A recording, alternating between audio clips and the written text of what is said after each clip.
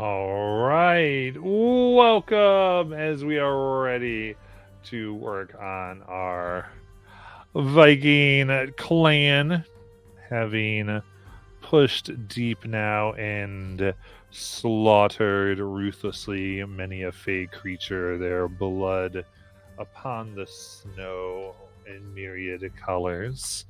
Our people from the mountains of Skodfell have come to claim their own, and woe to any who oppose them, as they went deep into the forest, cut down the being that was keeping the land safe, and made them into many, many toothpicks, as it were.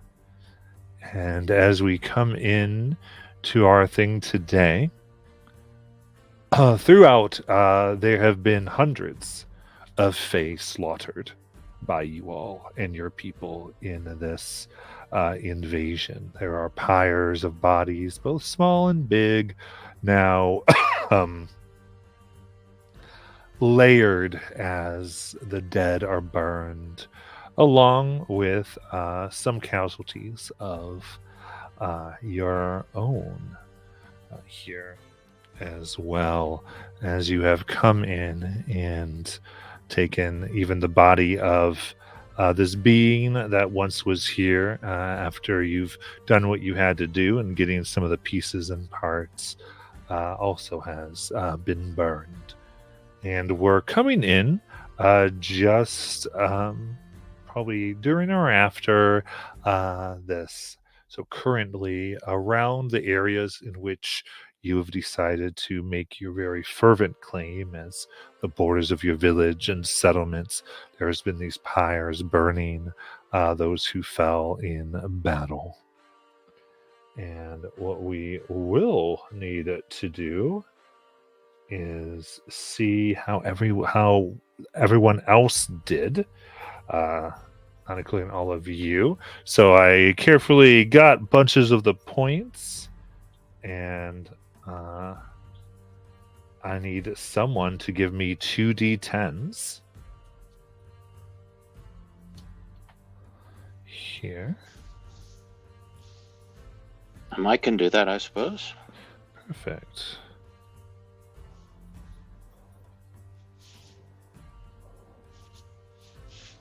Uh, 11. 11. Very good. So, very good. In that case, from your own people, about 20%, unfortunately, may have lost their lives in this raid that you have done. Though you did admirably well, war always takes a toll. And so the pyres are around each one. Though no one major, based on the results of that and your accomplishments, as far as the leaders and that type of thing. All the leaders have survived. But now is the somewhat solemn, where they're looking at new direction, deciding what's next. And it is among these smoking pyres that you all are looking out. Somewhere in the center of your territory, you stand together high upon a rocky outcropping, and you can see where all the pyres have been made to mark where you are. This is your way. You know of this and can see that this is now the home for your people to try and be safe, try and find a place, at least for now, depending on what exactly you wish to do next.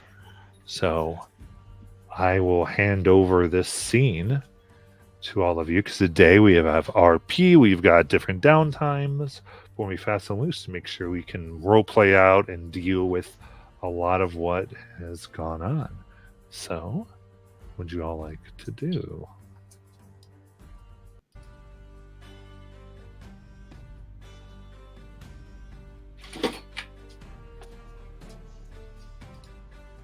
Can you give me a sense of the terrain? Like, we're obviously in a wooded area. We've got, pyres burning and lots of dead. But like, what's the actual landform look like? Is it flat? Is it hilly?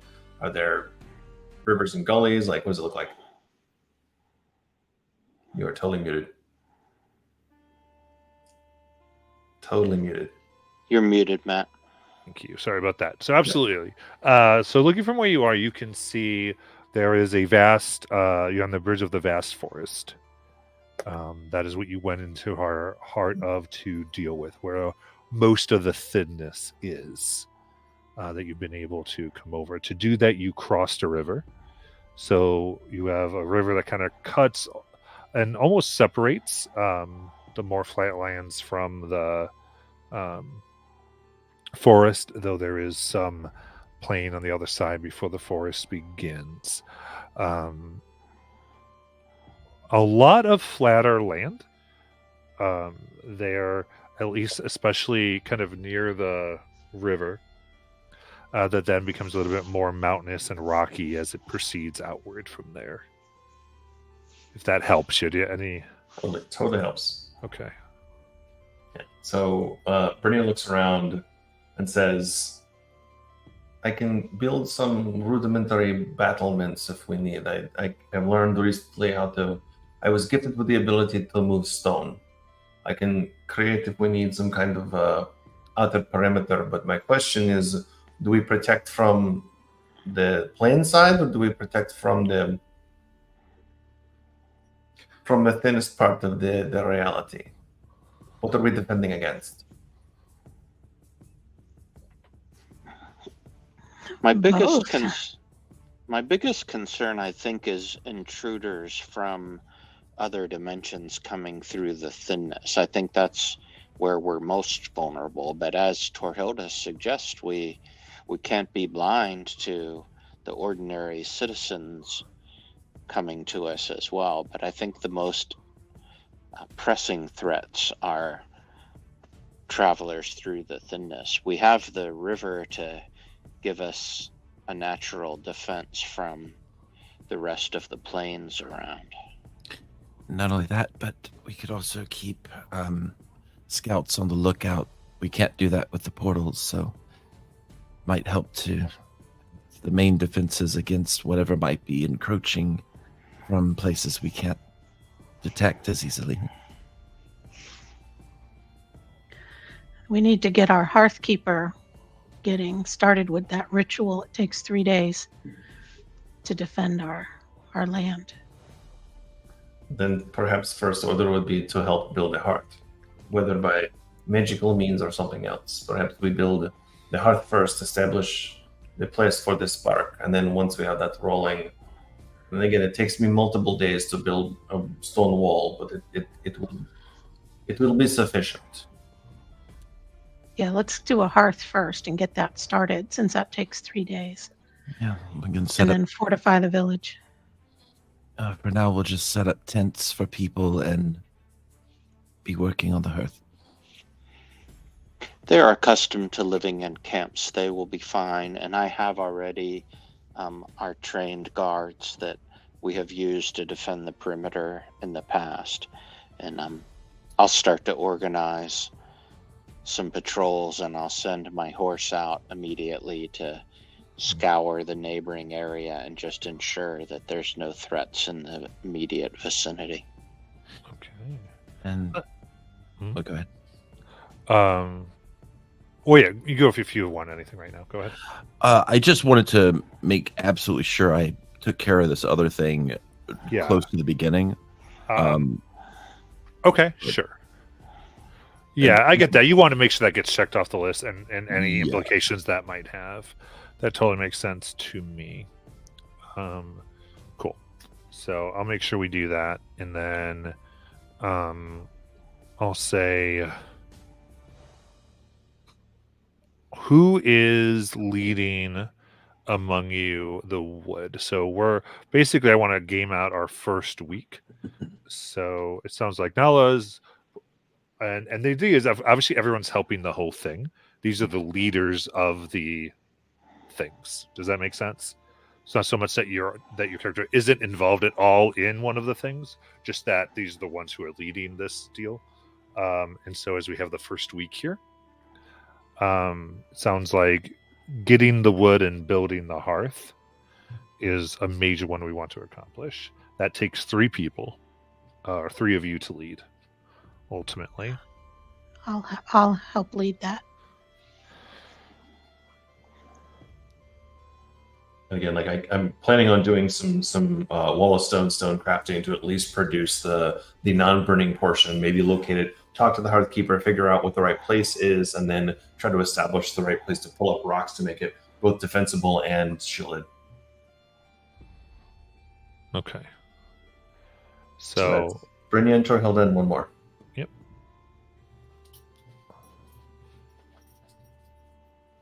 I normally focus most on defense and the guarding of the town, but if we need more help in getting the wood together, I would be willing to serve. Okay. In that case, so I'll need the following things so you can decide what jobs you're doing. One person is leading the group efficiently, which is going to be a charisma check. Ultimately, just getting everyone going, making sure they're doing what they need to be.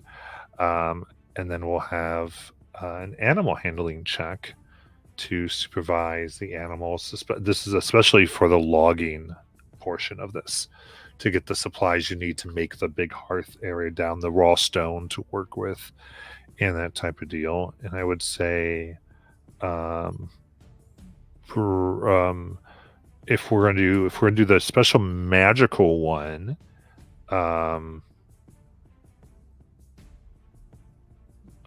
we can do an extra check for that, for spell power there.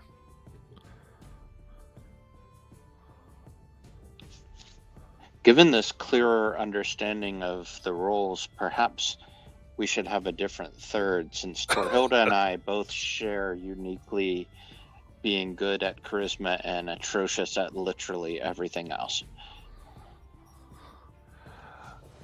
So basically that would just be Layla, because Nala is pursuing the other thing. That's fine with me. I will return to my focus on perimeter defense and security and whittling. I will get everybody going.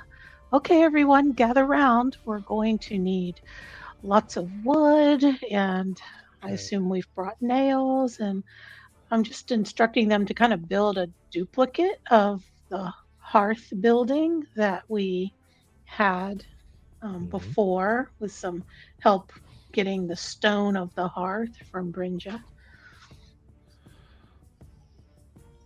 Okay. And then Layla, would you be doing animal handling? Yeah, I can do that. Okay, perfect. All right. So give me that charisma check from Torhilda, and then animal handling, and then I can do from Brynja. If you want to just give me your spell casting mod. All right. Mm-hmm. Plus 5. Let me grab some dice. 10. Okay. 11. Natural 20 for 25. Nice. Okay, very good. So, with 25 was helpful. Yeah. So, and for all of these, by the way, I have a combined check chart that I have for myself. So it is like the total numbers, add everything together and going to how high we can get the number for spell downtime. So, with this, then, as you bring in your Hearthkeeper themselves, the building itself, you're able to get about 200 pounds of timber and stone, and which will make a fairly modest lodge, which is what you ultimately need to construct first. This will be able to have enough bunks for everyone to come in and stay warm, and to get some of it in order so that they sleep. So right now it's basically a very large communal building where people would sleep. You're probably still using a lot of the cooking outside and that type of deal, but it keeps everybody safe from the things of dark at night, essentially for those inside. And in the 1 week, as you see the young woman very tirelessly works at this, going through the rituals as the three of you leading this and such things. As she goes, then this is our home for a while now. That is the idea, child. At least for a little bit. We're going to reestablish here, regroup a little bit, and lick our wounds. No, we're going to see if we can hold the place here for the moment until we can explore a little bit more in the local area. But for now, this is all. Good. It was a long journey. Those red wolves were quite frightening. You are not hurt. You're okay? Yes, they had asked me to go walking with them before the ones that you threw out before everything occurred. And I didn't, because then the attacks. I just wonder what would have happened. It was kind of scary. Honestly, it would have been ugly. You were very wise to not go with them.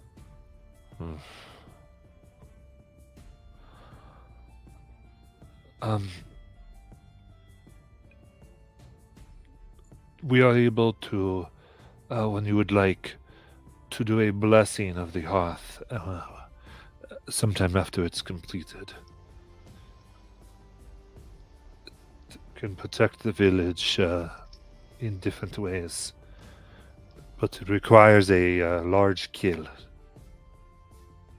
When you say large kill, you mean large single creature, probably? Something like the big dinosaur thing we brought back from the woods to Skillfell? Yes. Depending on it would have been for the hunt. Every hunt in Skillfell, we were able to take what they brought in and use it to make another blessing. It's why there are hundreds of years of blessings upon that place. But here we would make the first one. It can be done once a year. And that would officially mark our hearthing day. Once it is done.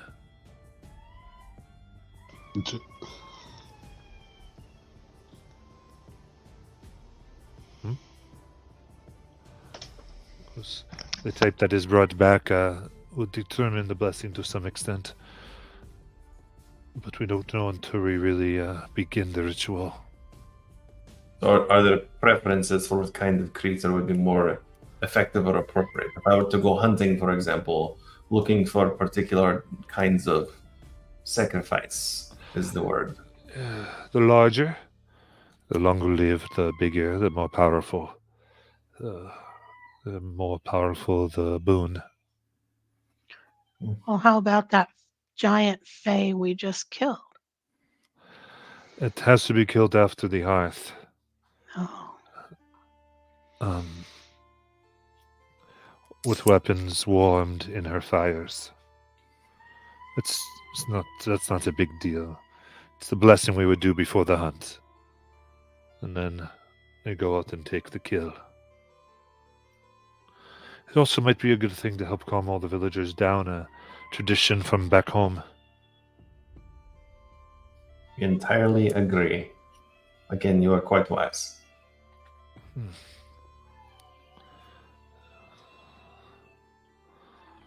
Suppose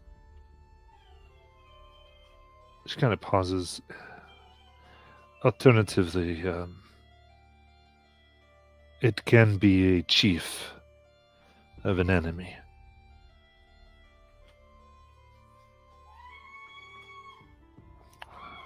Like those wolves. But I leave that to your hands. I just want you to know what we can do. Very helpful. I think we will have to establish ourselves initially, and then we will go out to fuel the heart. Of course. Is there anything else you need in order to be safe and comfortable and serve your role in this community? I don't think that anyone in the village would need. As you keep all of us as safe. But in particular, no. We are doing this. Things are going good. You brought enough wood. It will be small. This will be cramped, but you will be safe. We will definitely upgrade later. We're just establishing ourselves for the first time. Of course. Does she appear to be injured or no? You can see on her left shoulder, occasionally she will redress a wound that has been burned and cauterized rather. And she's nursing it, but she seems okay. Like she was injured in the battle. Bad, not bad. Like it sounds like it's not life threatening, but it's not great. Right. You're still in this first week, so people are still nursing wounds. So she looks like she did get a type of hurt there. And if you ask her about it, she goes, yes, I had a silver spear through the shoulder. Why is it always silver? I don't know. That was interesting. And then I stabbed myself 3 times in the finger just in case that meant something, but it was fine. Bernia smiles, shows an empty hand. Cass Goodberry shows an open hand with 10 berries in it and says, "Eat as many as you like. You've earned it." Thank you. She nods. She's gonna take what? 2, 3, 5, 10? She'll take a good. So you have 10 there? She'll take 4. Cool. As much as she can, so she doesn't take half. She feels as if others who could use them. Agreed.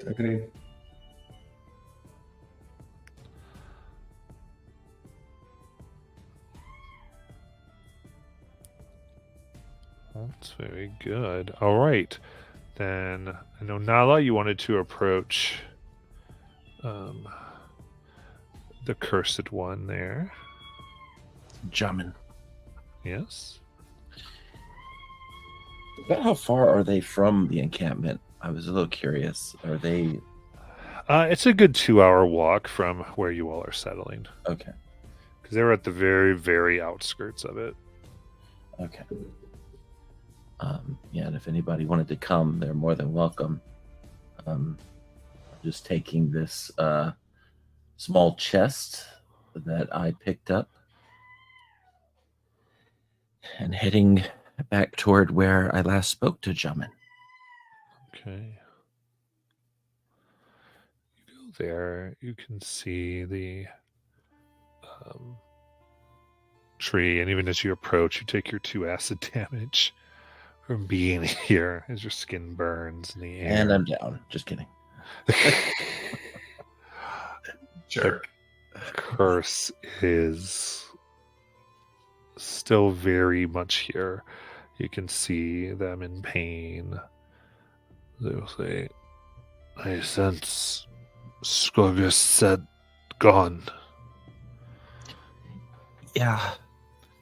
I realize I look a little different than last time we spoke, but I came. I've got, and I pull out the small chest and I open it, and I take out the little figurine of the guy with the roots and wood. I think I'm supposed to destroy this. But I didn't want to do it wrong. Am I supposed to burn it or crush it? Yes.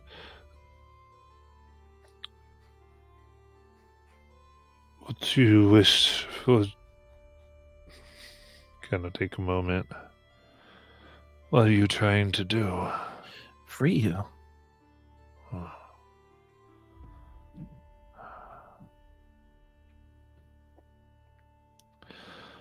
If you place it in me and set it afire, it will burn and consume us both, and I will pass on to what is next.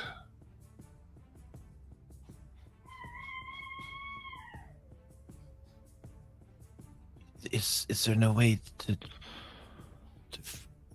just lift the curse? Breathe heavily.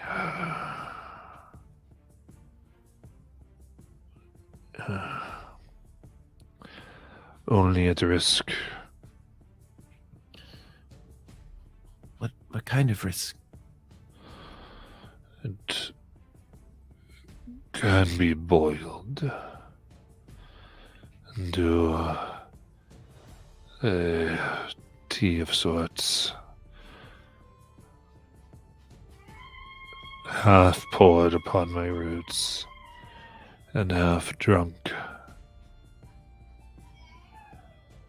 And if the poison does not kill the one who drinks, then flesh can be granted to me once more. Where do I find this tea? The leaves. It's what you already have, what you brought from him. You boil that and make it into a drink. Okay. All right. Matt, out of curiosity, would this be something I could even do here, or would I'd probably have to go back to the camp, right? I mean, you could easy enough make a fire. Okay. Like if you have your adventuring gear, you could definitely be here and do this. Yes. Okay, so that's what she'll do. She will start setting up a fire. Now, granted, did we gain our hit points back with a level? I don't think we did. I mean, this is you have a long rest, so we'll just say Okay. So everyone would be able to have a long rest before we started much of this. Okay. Let's do that. As far as the kind of the time frame is this is your you have it, but this is also your recuperation from the battle. So for the purposes, I want to give you your resources. For another purpose, if you got into a big battle during these weeks of rest, it would not be good for you. After having done so much, that I would levy some penalties because you need the time to recover. Okay. So yeah, Nala will of course sit down and take out a bowl and begin to fill it with the leaves and take her she'll take her canteen and fill the bowl with water, set up a fire, and place it upon it. Yeah, and this will probably take a few days at least to fully dissolve this. And I say that so that anyone who wishes to or can be a piece of this. Yeah. Again, as I described before, these things are happening doesn't mean you can't be where something is happening. This is just for like I said, mostly for who's making the roll, who's committing their resources to a thing. And I would imagine there's some others who would want to gather even from the village of this undertaking, even in support. There has been some leave sent, trying to even help just in case something does go bad here. Ultimately. And I will say it's up to you, Barmunder, if you want to help in this or not. If you'd rather do a different activity. No, I would like to join in. I'm strong at religion, and I can help pray for this to go well. Absolutely. And I like that because you're trying to appease all the spirits and such things as well to make this. So I will take a religion check from you.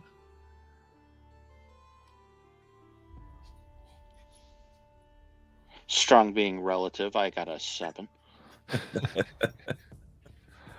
I love it. And then Nala, I will give you a choice here, and each choice has separate consequences. You can do this more as a persuasive thing to the spirits, or performance. But that's not the choice.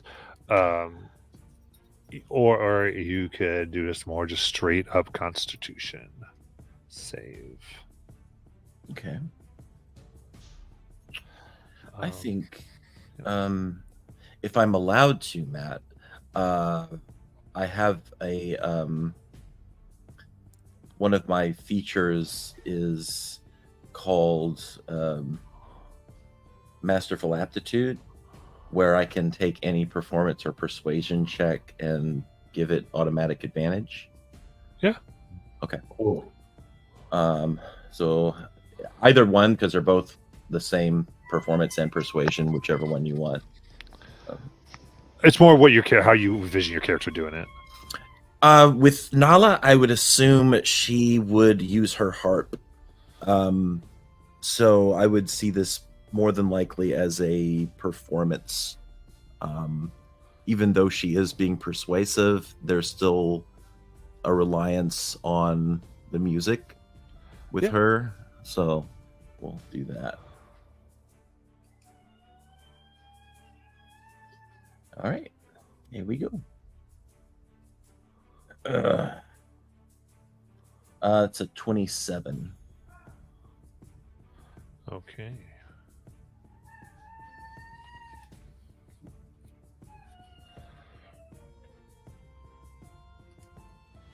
So, as you prepare this and begin to beseech the spirits, and Bermuda goes around and is burning different incenses and begins to make this a somewhat holy place. And separate pink flowers begin to bloom around as you pour it upon the roots of the tree. As you do, the pieces of acid begin to fall off and themselves burn, and the black sludge that surrounds it is beginning to disintegrate and purify. And immediately there is almost several streams of water that begin to run from the tree. And at this, the worried face looks upon you as you make the decision to drink. And there is a sudden pain in your stomach as your hand almost feels pulled to touch the tree itself. And there is pain as layers of your skin seem to rip off and begin to form around the tree as bark begins to fall off.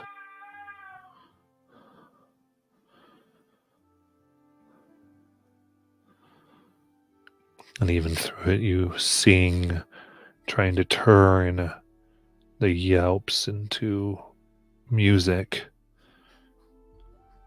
And you realize you're also coaxing the spirit here into a body from the tree. And the rest of you watching this, the further this goes, the more furious the water flow becomes around them, streaming in 4 directions, starting to pool.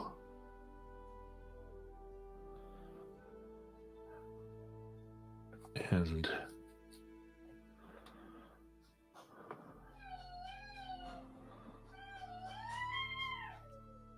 at the end,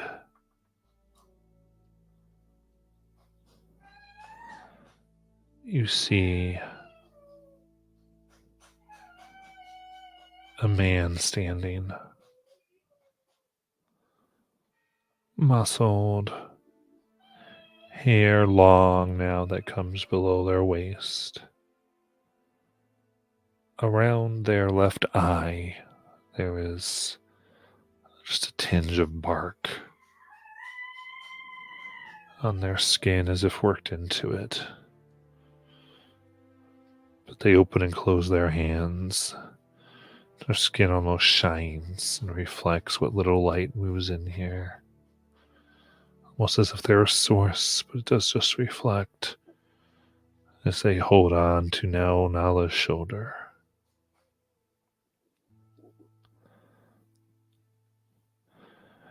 And Nala, I need you to, you will have a piece of treeness to your form, and I will allow you to describe what everyone sees there. Okay.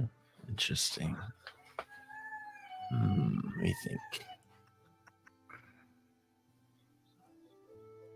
This to my form. I think what might be interesting is there are portions of leaves in her hair, sort of like actually like attached, but like from her scalp. Trying to think of how I'm envisioning it. Looks like they're growing out. Yeah. There. Almost as if you'd reach down, maybe there's a little bit of bark on the scalp, just slightly, that sprouted leaves. Oh, in that case, while there's beautiful colors, there's just the tinges of black as a reminder of where this came from. And after this, the form of this man kind of falters for a second as he grabs onto Nala as he says, "Thank you, all of you." And then Nala, you just hear in your mind, and you especially.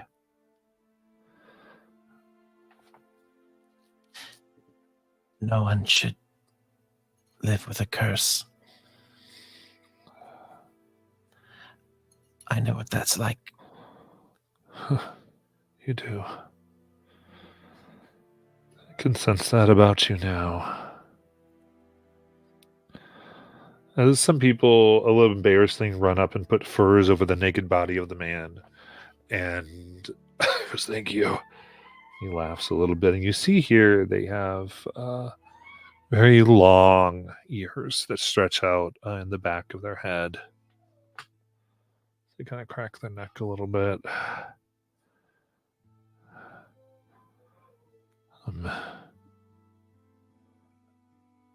And looks at Nala and then the rest of you as they go. "I ask if I may stay for a year." Yes.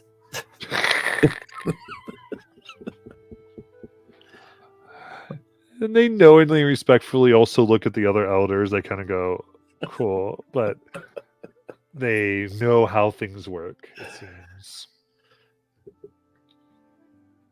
Can we keep him?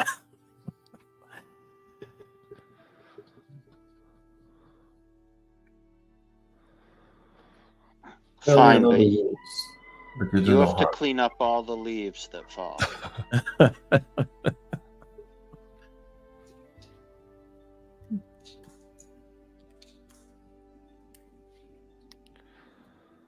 All right. I think this is his home as much as ours.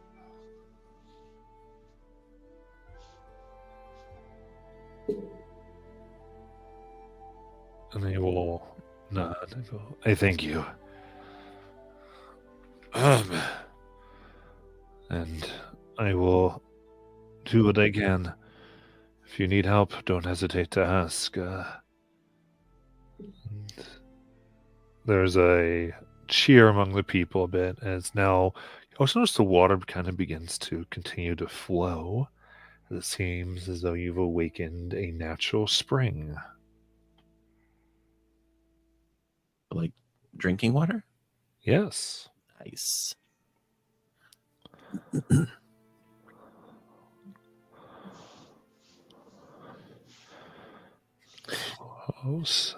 And of course, how will you'll want to do it, but you can name this spring.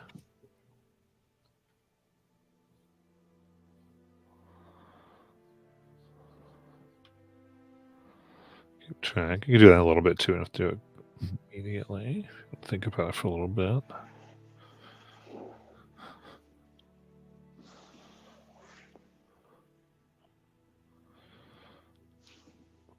And in that case, as this comes to an end, the lodge is built. The bodies have been burned.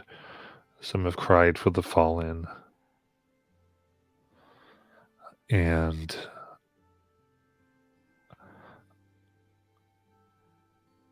you've seen throughout the nights that upon the ashes of the pyres there has been flittering little motes of light that sometimes seem to circle around briefly before they will vanish.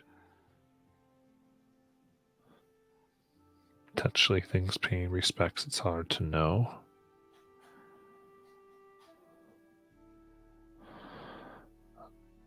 If possible, Bernie, seeing this, would speak out in Sylvan. And again, she's Fey touched. If you would like to express your condolences, reveal yourself. You do not need to hide. We will respect your wishes. You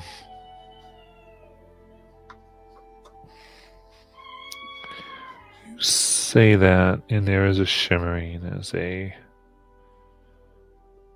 form of a woman that seems in a dress of black vines and frost and seems to cover them as well. Appears. She stands about 8 feet tall, thin, slight. She says, "You will permit us to mourn our dead." You are from across the realm? The Feywild? She nods. Yes, many of ours were killed in your invasion. And similarly, the bloodletting was not one directional, many of them. I do not instigate it was.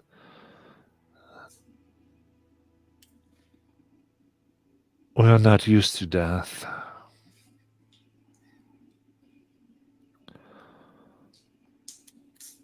In the land of eternal bloom, death is still there. It's just hidden frequently. It's not impossible to find if you look. It's easier to hide from. But to answer your question directly, if you mean no harm and you wish one night, tonight perhaps, to mourn and to see and to feel, I will absolutely stand next to you and do the same. She considers. May I ask for this day every year? Every year. Tell me, what kind of phalanx or species do you come? I've seen many, many varieties in my travels. Some more quixotic than others. And again, anybody who wishes to jump into this, go ahead. We're not going to... so I was going to keep adding that to these scenes. You can jump in as you wish. And she will consider you for a moment. She goes...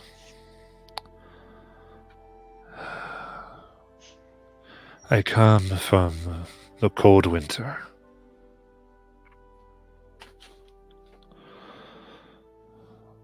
where it is harsh and tough, but the beauty of crystal is unmatched.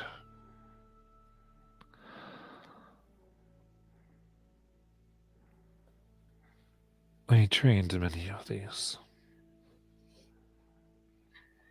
So these are all Winterfell then. They were raised in the cold.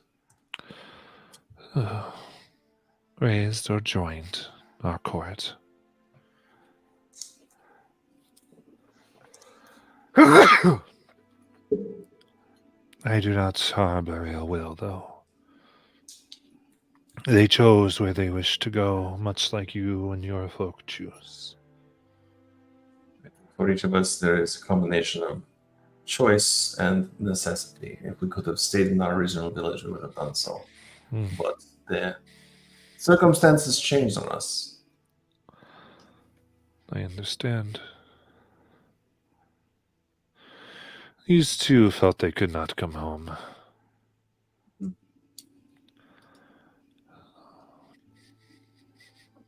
But it is done. And so, Lady of the Winterfell, what do I call you?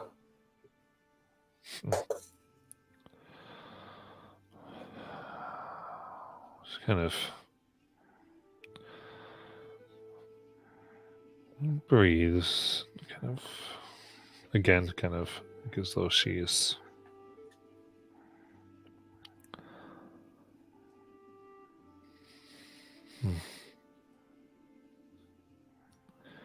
If you would call on me, then I may call on you. If that is not acceptable, simply say. These are different bargains, though, because I don't need to know your name, you don't need to know my name. But if you're wishing for one day of the year to come back and mourn the dead, peacefully, obviously, that does not seem reasonable. In that case, you may refer to me as Daughter of Boreas.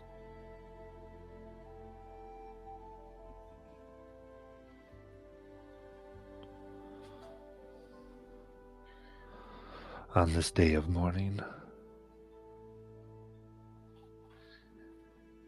Well then, Daughter of Boreas, I feel like since we are both mourning our dead and licking our wounds, I will sit and watch here in peace for the day.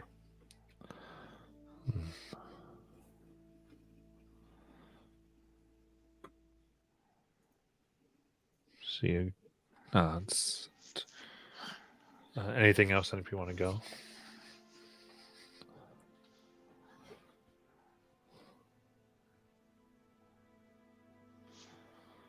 Okay. And as she sits with you, she says, in such a way where you hear her, and yet it seems everybody does, though just as a voice in their ear. She says, all Winterborn tribes hear me now.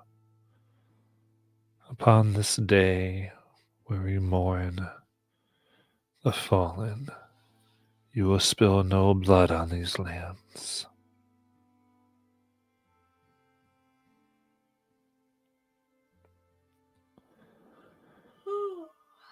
As the wind grows a bit colder,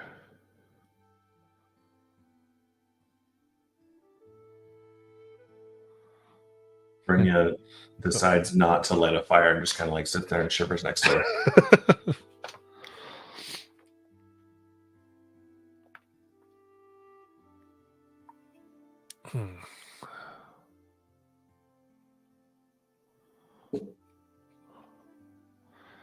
And that night passes. And I think before we begin to move into a second week here.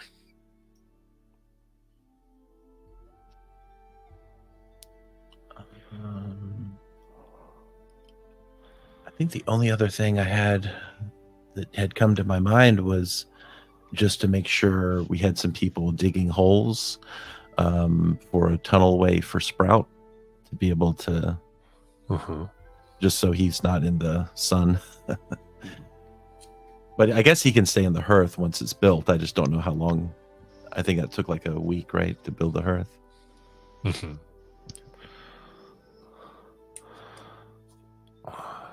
I mean, it could definitely be it's not hard to have at least a place out of the sun to sort of begin to get them to. Okay, I just wanted to make sure he didn't die. But as far as like an actual habitat, that would probably take like some actual stuff, because they do need soil and the darkness and dampness, and the building will be a little dry.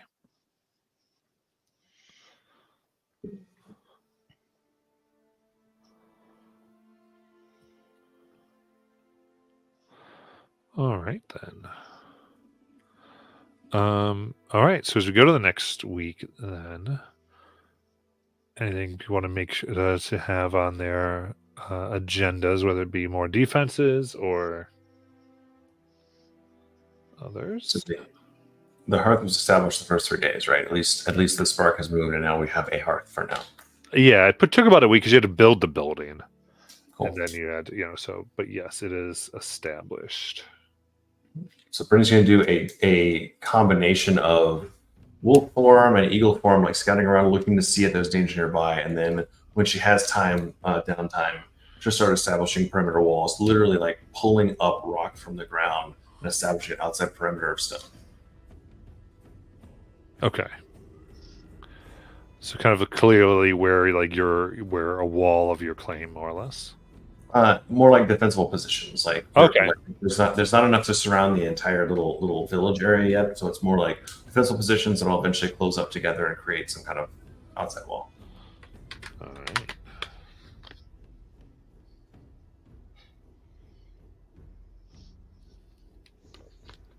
I have a couple of small things. I'd like to collect some vials of water from our new spring, and use ceremony to bless the water and rebuild my stock of holy water vials. Yeah. And I would also like to get with my scout teams and, using information I've got from having my steed search around and talking to the scouts, identify patterns for us to use on our patrols, and the likely points where enemies might approach us, and just establish a system of patrols and safe defense. And I'd also like to check with Brynja. Brynja, do you imagine that there will be a way to create some sort of physical barrier around the spot where we sense a thinning of the division between our world and others? I believe, well, my first concern was to your battlements, but I believe it's possible if we can discern where the veil is thinnest, where we can. It would take me days to try to suss out where the magic is coming from, but I think it is possible. Could we wall it in? Maybe not. Could we create some kind of stopping point? What did you have in mind? I just worry that I don't want us to be caught unaware, so I think perhaps we might want to station a permanent guard here, and any kind of protection we can afford ourselves to slow the advance of anything that might pass. I don't know.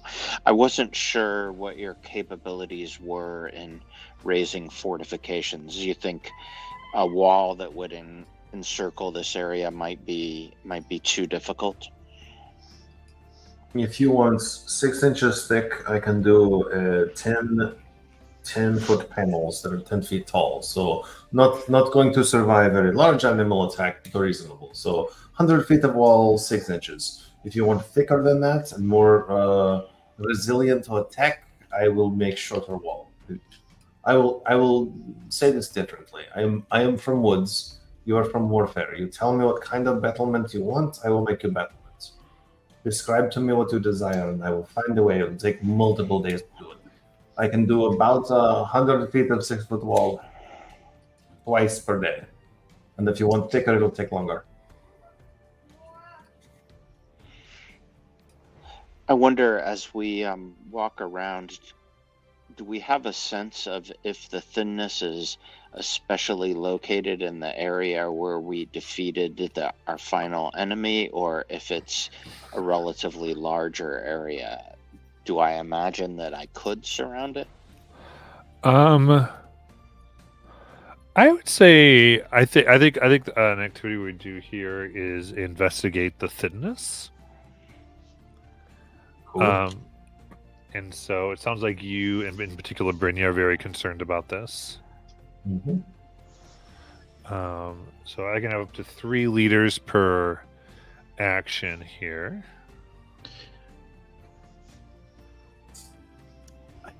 I had something I wanted to bring to Torhilda that she might be able to do something with, and if she can, then I don't mind helping with this action. Okay. But so if we're good, we can pause that scene and have you approach Torhilda. okay. In the meantime, since the once the hearth building got established, Tor would have set up her tents, little gypsy style tents. A little sign, doctors in 5 cents, and been working on brewing. She's been brewing potions and tending to the needs of people who have ailments or concerns that don't necessarily rate a cleric's limited skill set. She's a little more like the doc in a box, the urgent care shop, where Layla's a little more the emergency room, actual hospital. Before you go to the cleric, come to Torhilda. And see if Torhilda can fix it before you bother Layla. Yeah.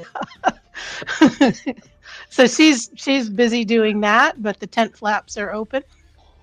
I feel like it's mostly they only go to me if they absolutely need to, because I creep them out.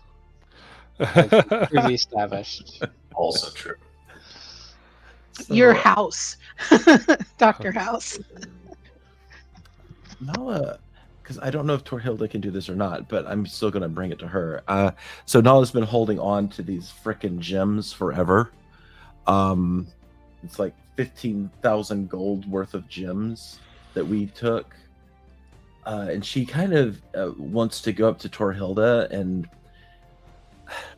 Torhilda, now that we're kind of finding a place to kind of settle down for a minute, I don't know if you can use these for things like making things or helping the camp or the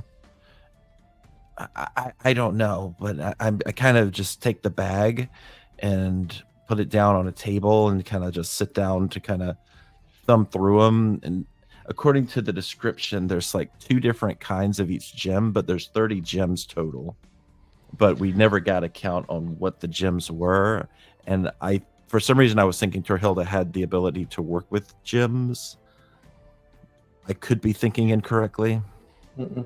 Well, gems are many gems have magical and mystical properties, and I know Joanne worked in a lot of gem magic and taught me a few things.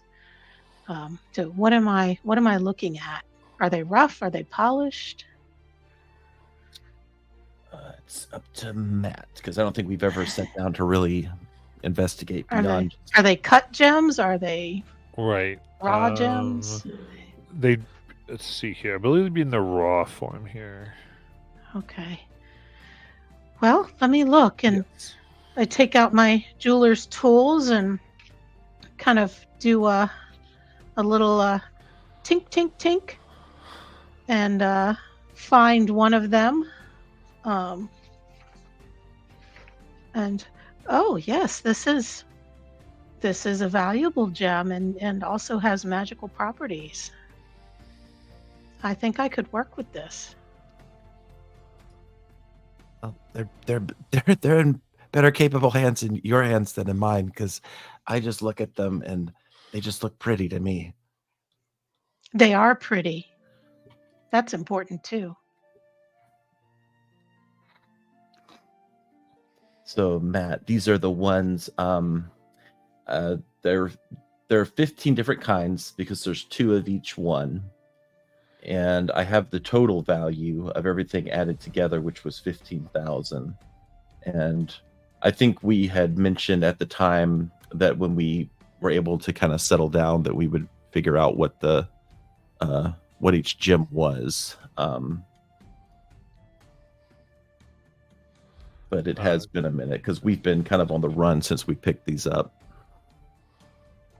Yeah, so what I had done, let me double check my thing here.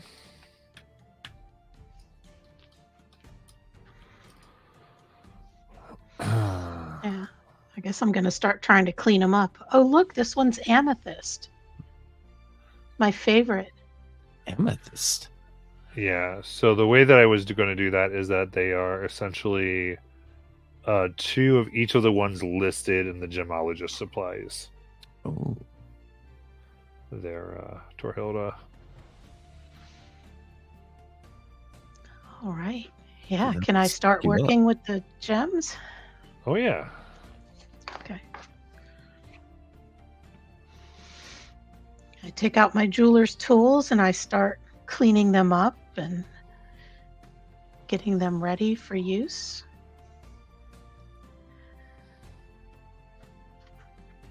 They need to be, are they charged or they need to be charged? They probably need a charging for your working, depending on. Okay. So I'll start cleaning them up and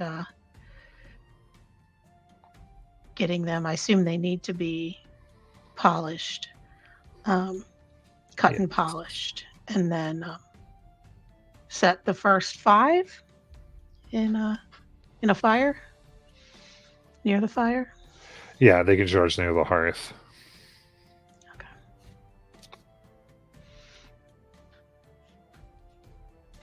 Okay, yeah, thanks, Nala. These will be very useful. I need to work with them and try to remember what Joanne taught me. Yeah. And, work with them, but I think these will be useful. They need to be charged, but I will clean these up and get to work. Yeah, whatever you need them for. I'll leave you to it. Well, once they're charged, anyone can use them. What do they use them for? Well, it depends on the gem. I know amethyst wards off disease. I know that jade makes you wise or can help you. If you have a jade amulet, it can help you think about a problem and make a wise decision. So they each do something different. Oh, Azariah could use that one. Yeah. There's a lot of different properties.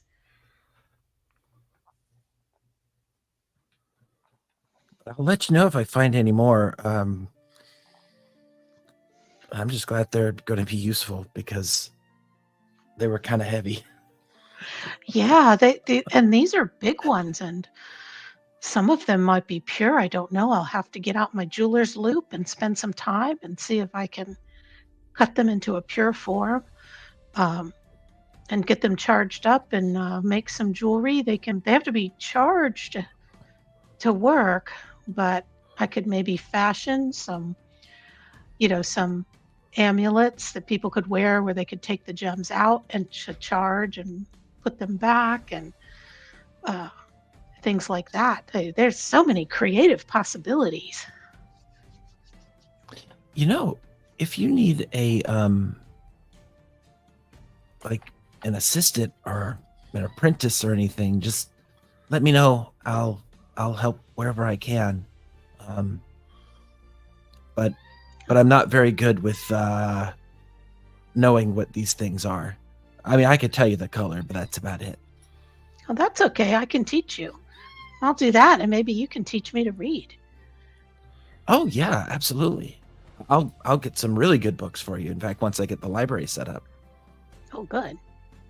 And maybe we can make a book on gems together, like Yeah. an illustrated. And then a book club. Yeah. I think the defenses can wait. We need to set up a book club. Yeah, and we can write a book. We can make an illustrated guide to gems, and we can write stories and read stories.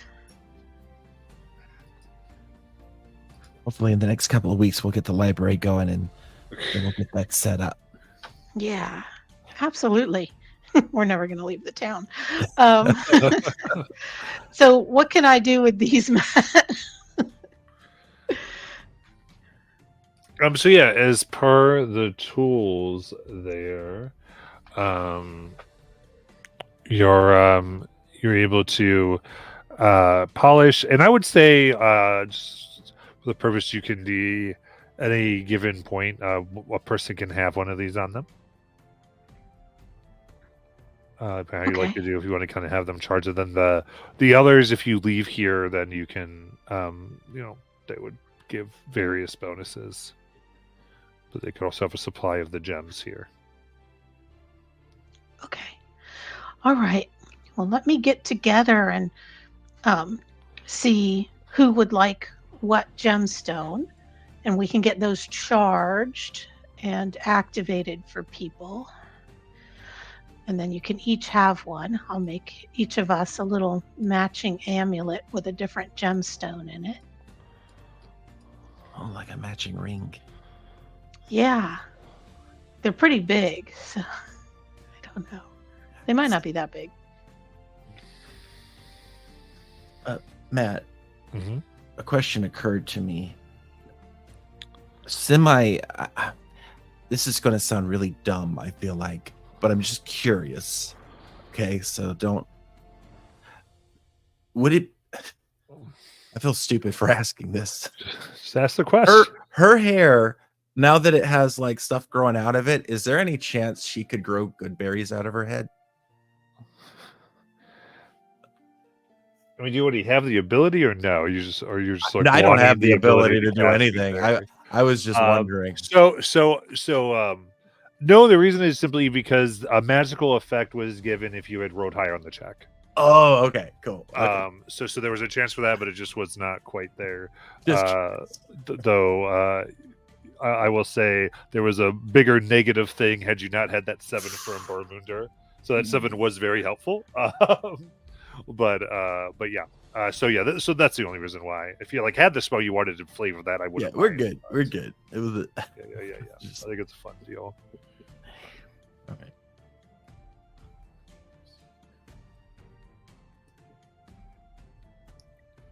All right.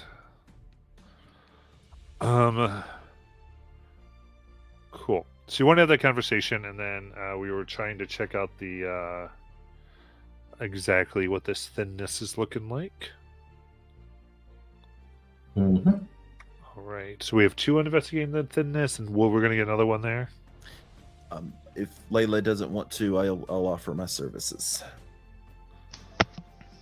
I can go. Okay. Very cool. So in that case, as you spend the time here, so what's available here is a perception for kind of the safety to make sure there are no enemies that are around, as well as an arcana. All right. I can do the perception. And can I cast guidance? Hang on.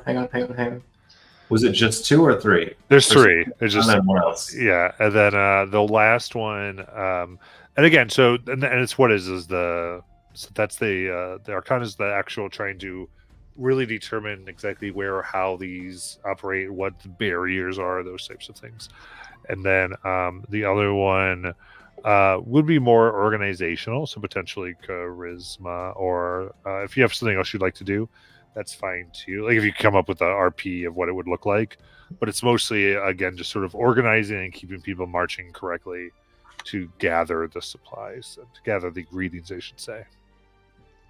I've seen Layla do observations of arcane things before. I'm highly confident that Layla understands Arcana. No. All right. So above table, I got a +2. So it's not that I know it, but considering our group, that might be on the higher side. All right. Yep. I feel like You're we're higher not than me. exact. Yeah, Yeah. I think our only person good at that is gone, but I feel Yeah. like I'm good at organizing and persuading people to do the right thing. So I think you're gonna have to fake it, Brynja. Not a problem. Let me go ahead and first guidance Layla. Oh, I'll go ahead and guidance you back. That's fantastic. Here we go. I've got the Arcana. Okay, so you've got Arcana, I've got Perception. Yep. All right. Okay, just gonna take about an hour for the dice to roll here. I gotta just refresh the page or whatever, but it's doing the dice super slow roll thing. Yeah. Oh, it was worth the wait though. So that's a 19 on the dice. +9 for 28. Can I get to 30 with the guidance of a D4? I'd just say yes. And I caught a 26. Okay. I got a total of a flat 30. Okay, so at 56 total. And then Bormunder. I have a 28. I didn't Ooh. get guidance.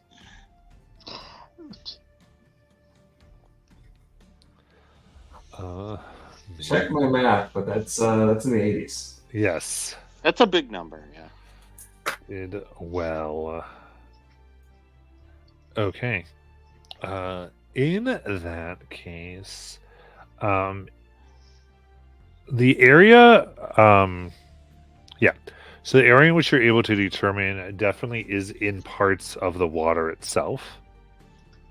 It goes into the thinness, and the weakest piece is the area that where the Skoggerset resided.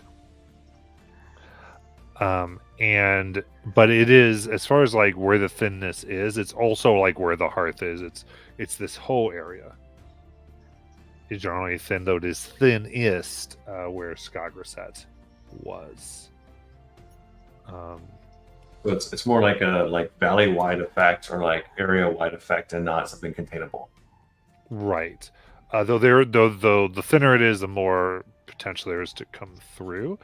And I would say, in particular, anyone trying to come in from another plane here, you think like essentially could come here and try to come through this place where the wall's particularly thin. But there are pieces where there's particular planes where they're kind of extra thin, one could say, where it would be the easiest to come through, even potentially by accident, given the right moon sign or the stars align type of deal here. One you would have learned would be a place called the Abyss.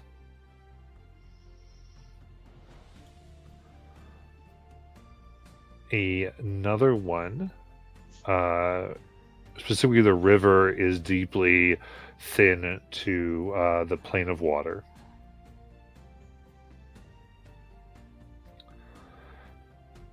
And in addition, there is the plane of shadow.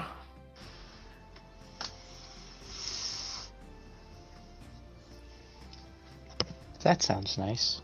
I'd like to go there. Okay, well, Layla would like to go.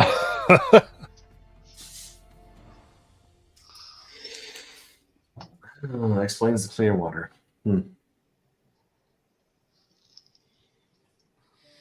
Yeah. Within these places as well, there are various You would also kind of dig like there are places that are particularly thin to the plane of fairy as well. Which isn't overly surprising to you. No. Is it clearly the winter side of Fae, or is it just Fae in general?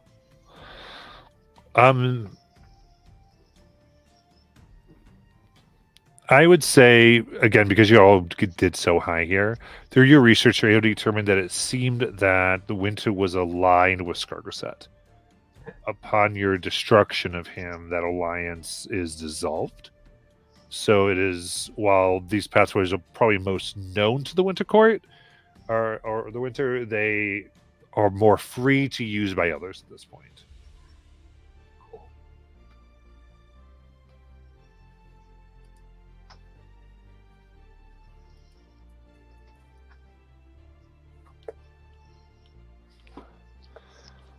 So as it turns out, Boromandar, there's a lot to be said for this place, and it is bigger and wider than it was. And many more connections I assumed. I guess the question for you is, are we better building walls to keep ourselves in, or to keep them in? Because it seems like a very large area to defend.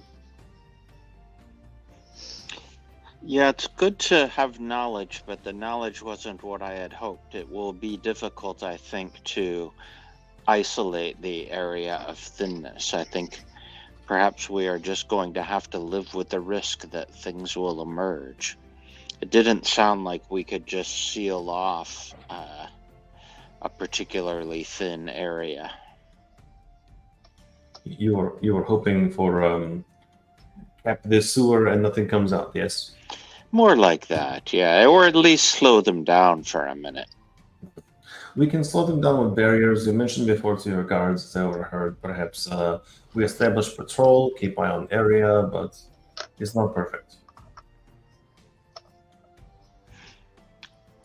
Can I ask, did we get a sense that there might be detectable changes when things pass through? Is there something we can at least cue the guards to keep an eye out for? I think you can begin to set those up. So I'd say with this, you have a lot of information on that. So these are one of those things where I am very open for all of you to begin to, if you want to establish a little bit of lore here of what you come up with. You can tell me, right, what detections might look like. Like if it's certain flames or a certain plant that you find nearby, you grow here and it changes when there might be an incursion. I think I can leave that to you because I think that could be a fun thing for you all to decide.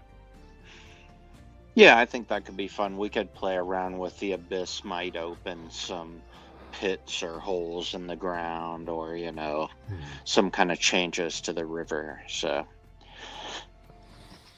we can work on that, and we'll give our guards things to look for to Really do. to kind of keep an eye out. Sorry, talking to the cat.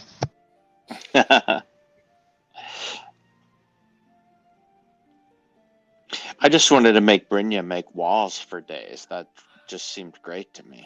I am willing to make walls for this. It is taxing, but not extreme. We have some time. Have you heard the concept of labyrinth? There is story of a place where there are many walls. They are very confusing. Newcomers do not understand them and therefore get stuck or take too long. But locals know them well and therefore can just get away down the right passages. It's possible we could build such structure here.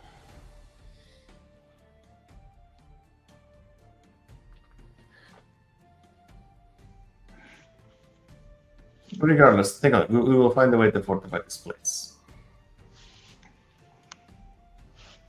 It's an interesting idea. I have not seen such a thing, but I think there is room for many different defenses in depth. I think that is an excellent idea. There is a book, I forget. Azariah, I think, showed me a book one time, and it had pictures, it was very nice, but it was a famous labyrinth,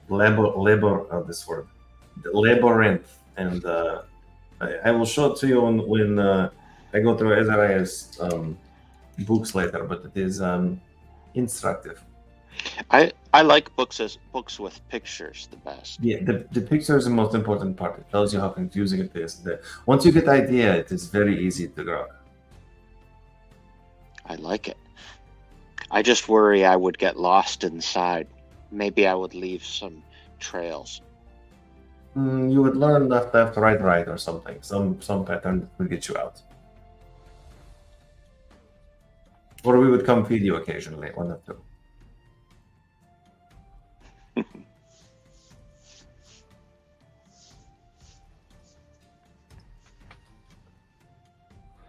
Okay.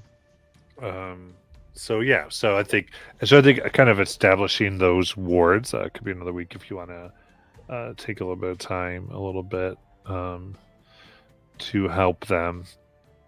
I would say close to the end of this week, out of the water, you do see approaching the village, very proudly wearing what almost looks like battlements of driftwood. This very slippery and cute, if not ginormous, otter that is about 15 feet tall at the shoulder. As it comes near the village from the river and stops.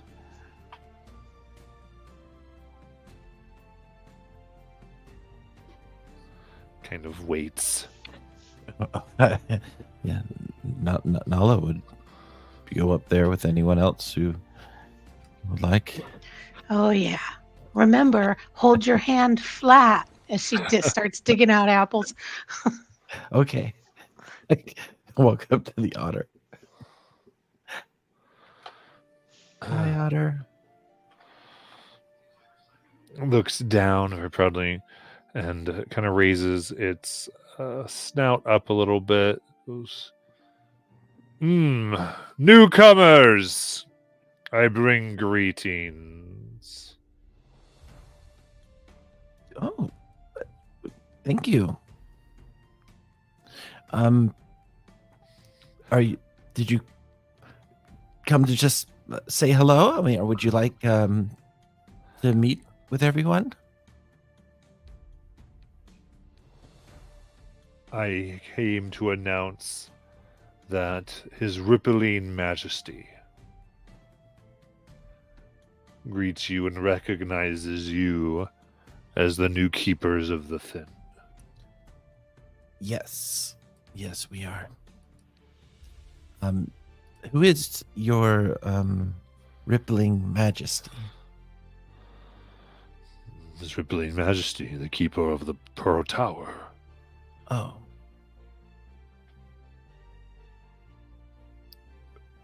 The Pearl Tower? Yes. Where is the Pearl Tower? He wouldn't be a good keeper if he announced that to those not of the court. Fair enough. What is the Pearl Tower? Give me a persuasion check. All right.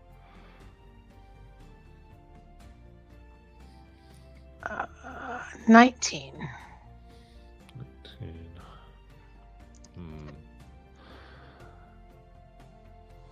It is a prison for those who are most dark, and a place where we learn about those things that must be.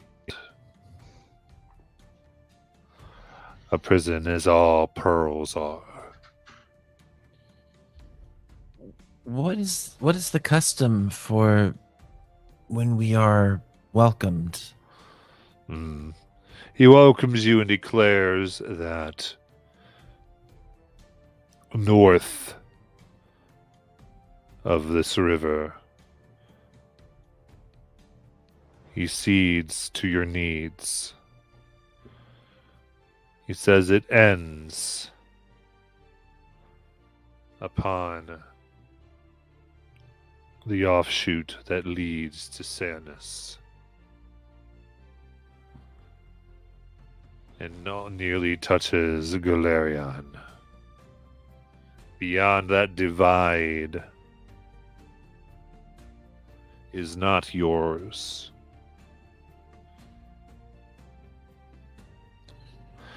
Says, if you seek to travel further south,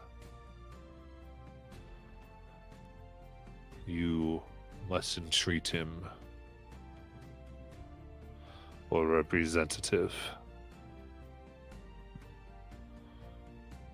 And with this, take his mouth, and there's this little pack on his side. He puts his mouth in the pack and drops 3 driftwood sticks that have what looks like a shining silver thread tied on each end.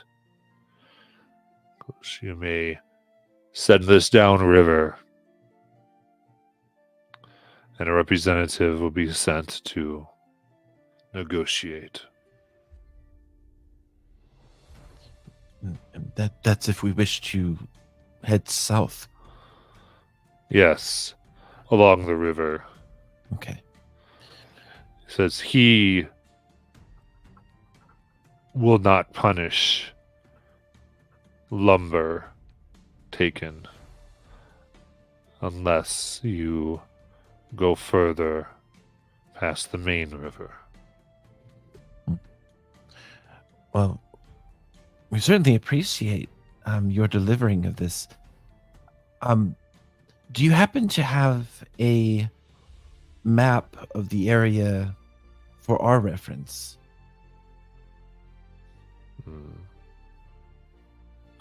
And he will provide an area, which will be what what you have Mhm. as players.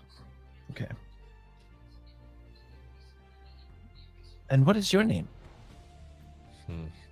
I am Lionel. Lionel. Lionel, do you have any neighbors that have been troubling to you or have caused problems? We wish to be good neighbors.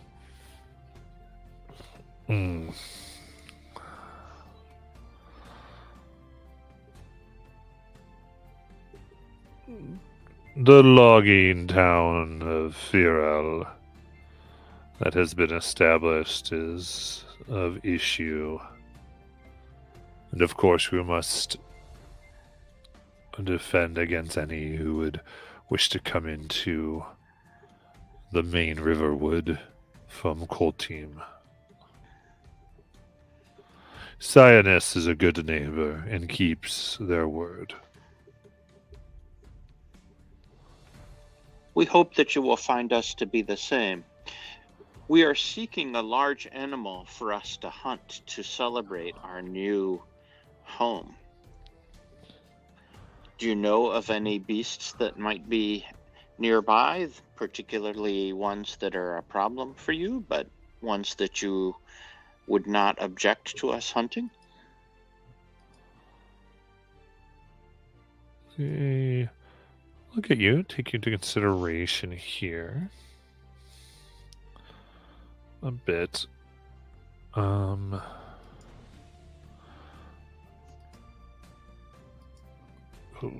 They are many here. And do you find yourselves a capable sort? We did take over this land. Some would consider us capable.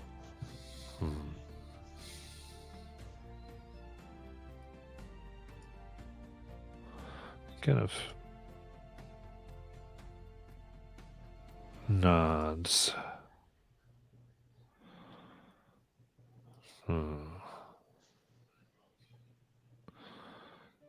They have fled into the wood and caused a problem. But there is the creature Veritasis.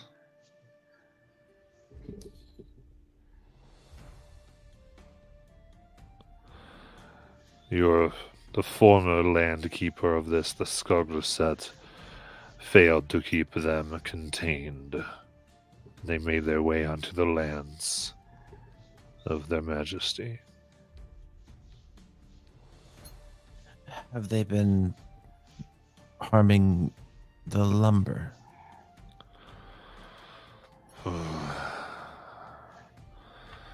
They harm all things. Matt, would I be able to try to insight?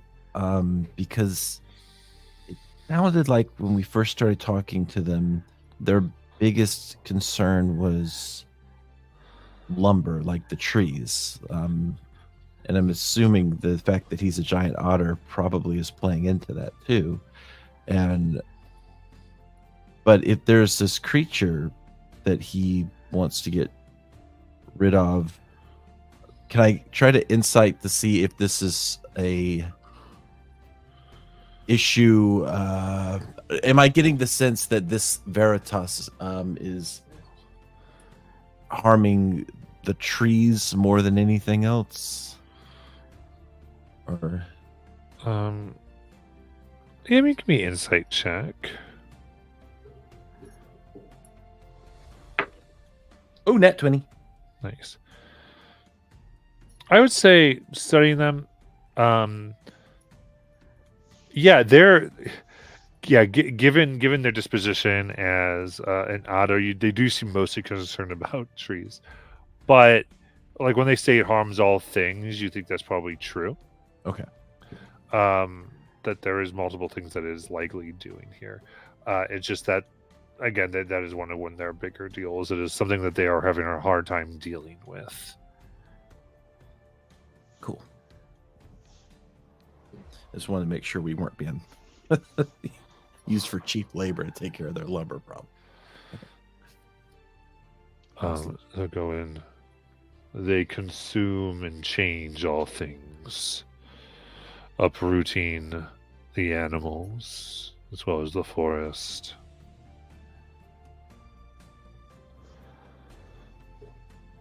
And where did you last see Veritosis?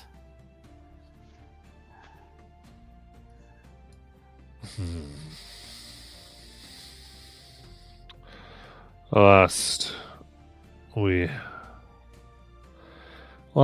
had is we pushed them closer to the source of the river, to the south. Are they aquatic in some way? Do they have capabilities for breathing water?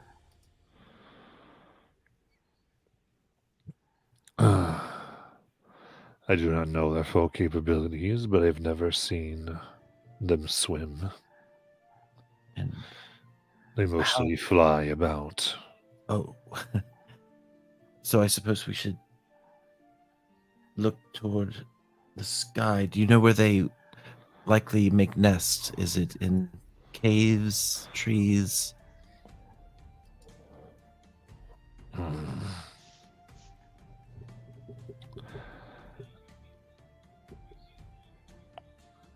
They do not nest on this plane. They have found a place to slip between and come out to feed. Ooh. Maynard Trapper.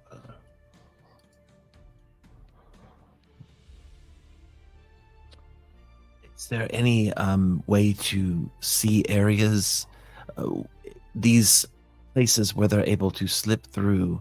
Does it leave some remnant? Indeed, where it's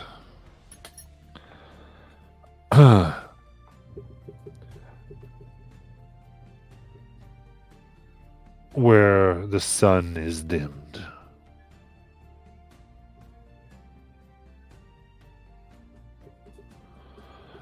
And round where they are more creatures not of this world will gather and slip through.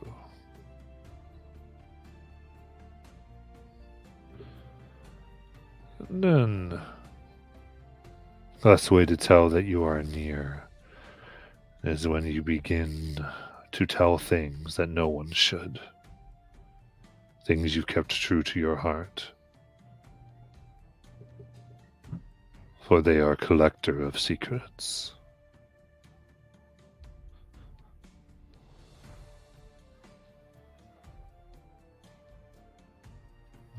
Hmm.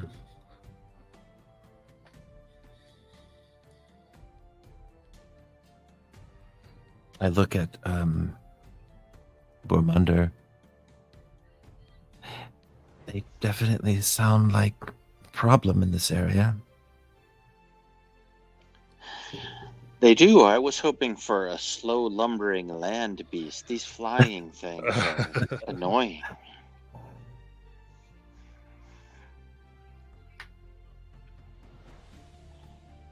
I have a feeling we might encounter this thing whether we hunt it or not. Might help if we had the offensive, if we're needing to get rid of 2 birds, 1 stone. You have a good point. Are you small now, or large, or in between? Nala's adult form. Excellent. You did seem a bit more aggressive than usual. I agree with you. I think that we might need to go take the party to these things.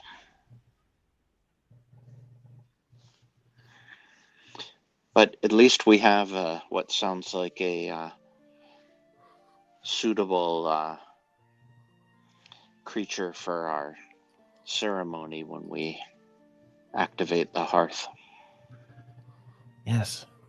And it will hopefully improve morale and get everyone back to thinking about the future. I enjoy a good hunt. I enjoy a good festival. Right now, our paths are aligned.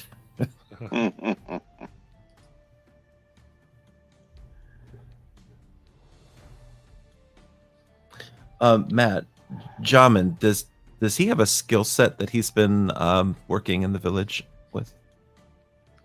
Last few weeks, he's mostly been healing. Okay. Like himself, like resting Okay. from everything. No problem. But yeah.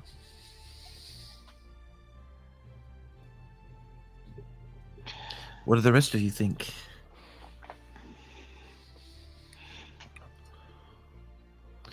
Does it sound like a good hunt?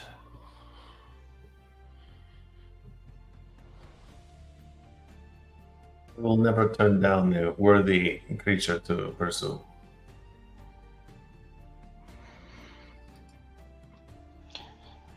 Well, we need a kill to bless the hearth. There's always going back and finding the red wolves, but I feel like that is perhaps more trouble than it's worth. They are not terribly far away, and they are definitely trouble. That they are. That's true. I dislike them quite a bit too. Bormunder, is there anyone, like, I assume you would know the people in town that we could put together a hunting party and maybe set something up for investigating. Yes, I need to have a word with them on how this otter approached undetected as well.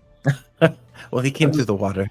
I was going to ask, but they are not well trained for that. We do not have a dive crew lurking around trying to intercept random fishes. Perhaps they thought sea creatures are not as troublesome. Yes, but 12-foot tall sea creature is not troublesome. I feel like it's a thing they should have mentioned, yes. Perhaps they thought we have exceptional good. Seeing all of you kind of look at this, they kind of cock their head and begin to shake, and they turn invisible. Oh, You don't need to do that. We are entirely in jest. it Oh, was- sorry. I just didn't want to get anyone in trouble on the account of me being good at my job. No, you're exceptional. and we believe you. By the way, it's a great trick that. Yes, thank you for letting us have this information, Lionel. Are you to be our contact? No, I have much more important things than you. But I will. There will be others that would be sent. I am for the official first greeting to show you his utter sincerity.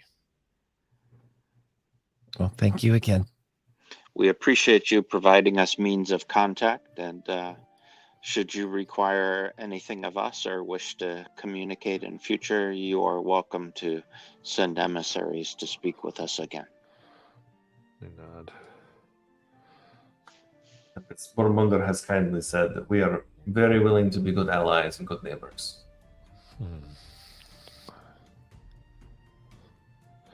A good. Because their Majesty understands you must survive and your people, but therefore is willing to share, as they have said. We have already taken steps to improve the water quality. Perhaps you have noticed. Very good. And let that there leave. And I did a little bit more on the map. I put a little bit of a line that kind of is the end of the water use area.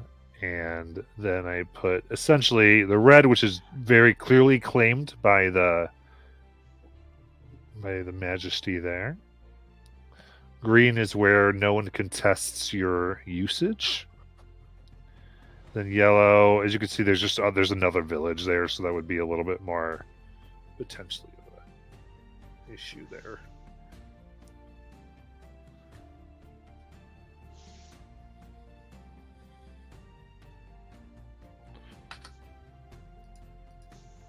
Playing Twister. I'll put that up.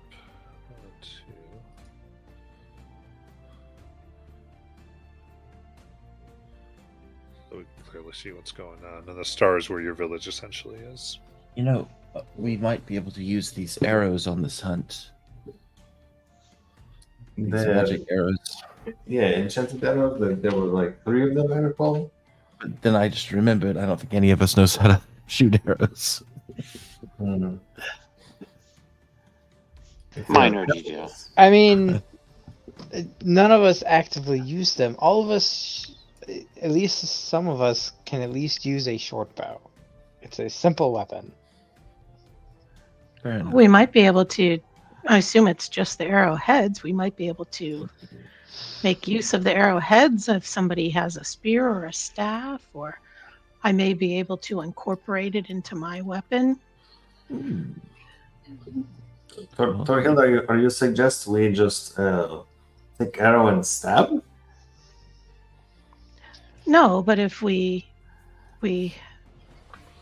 use some tools and a little ingenuity, we could maybe use the arrowheads and fashion them into other weapons. Or maybe set up a trap and that springs and gets them with all 8 at once.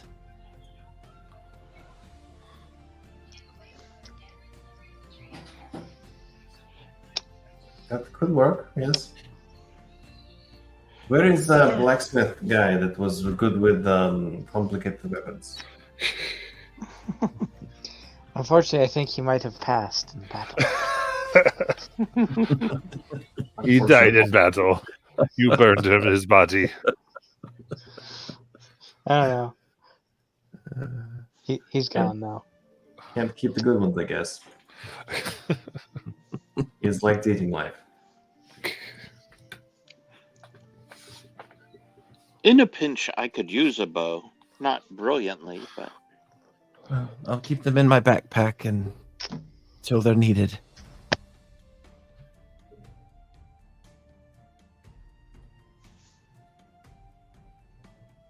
I still have that tattoo that glows on occasion. Very good. So I think here we're going to go ahead and take our break, and then we will come back. All right. In the meantime, Tor is madly crafting rings. If anyone has any requests, let me know. Can I get one ring to rule them all? No. Damn it.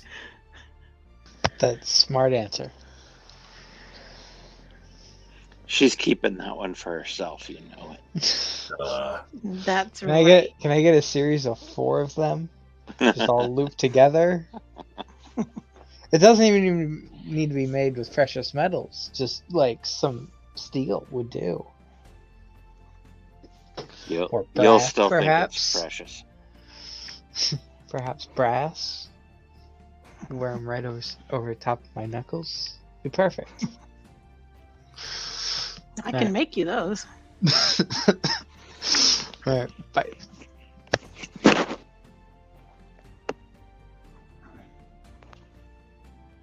Oh my god.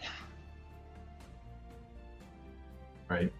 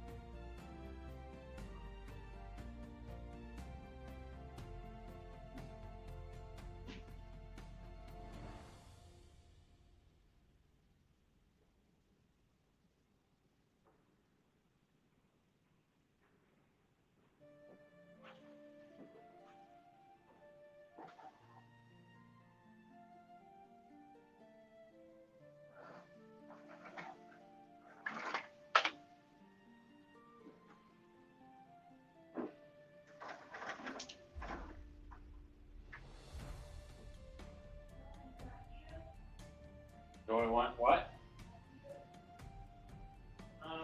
No, you go ahead. I might do chips and salsa. Well, you're not a good searcher.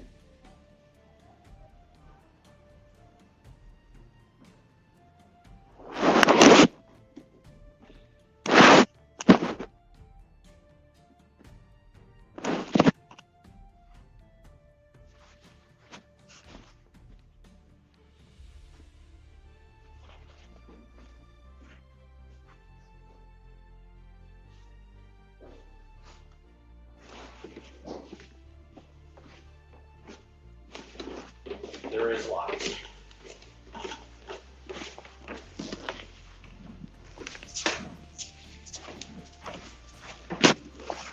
Chips. Where are we going to fight? And I wrote it down, but it It didn't flies. mean anything to me. It flies and it's got some sort of brainwave control action. Brainwave control? It can control your thoughts somehow. Read your thoughts and your secret desires. Kind of, what's Colin's favorite thing? The water one? Oh yeah, the aboleth. Kind of aboleth.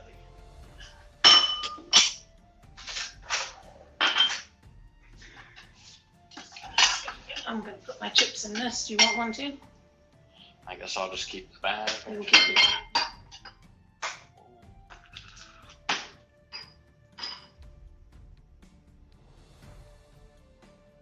Yeah, so maybe that changes what rings I want to give people. There's some pretty good ones. You can add your proficiency bonus to anything once an hour to any save that you're not already proficient with. Oh, that's pretty good. That's a pretty big one.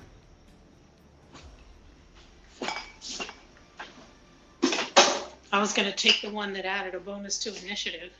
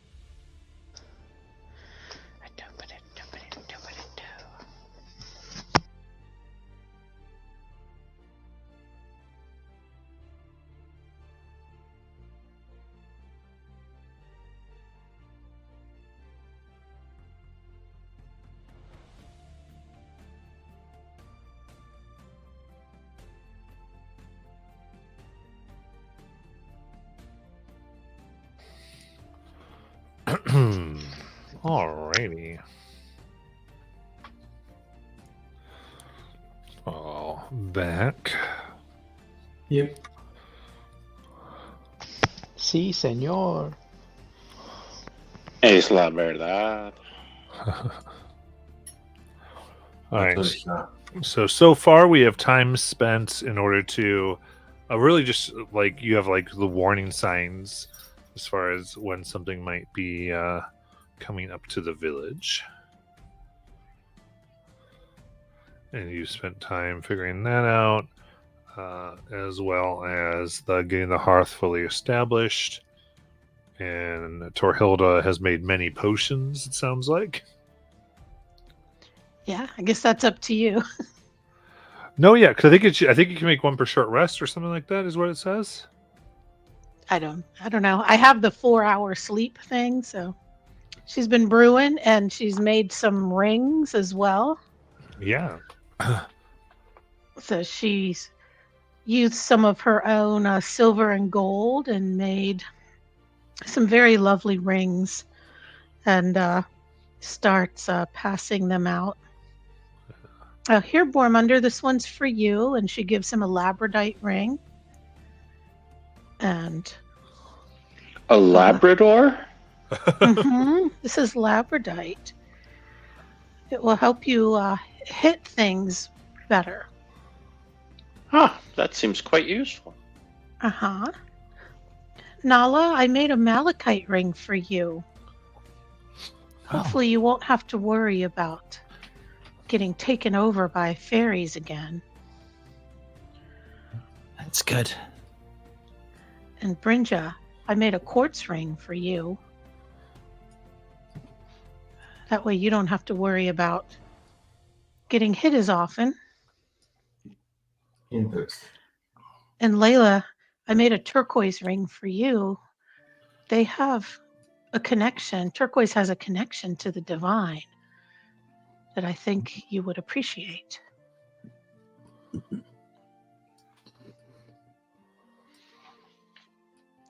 And I made a lapis lazuli ring for myself.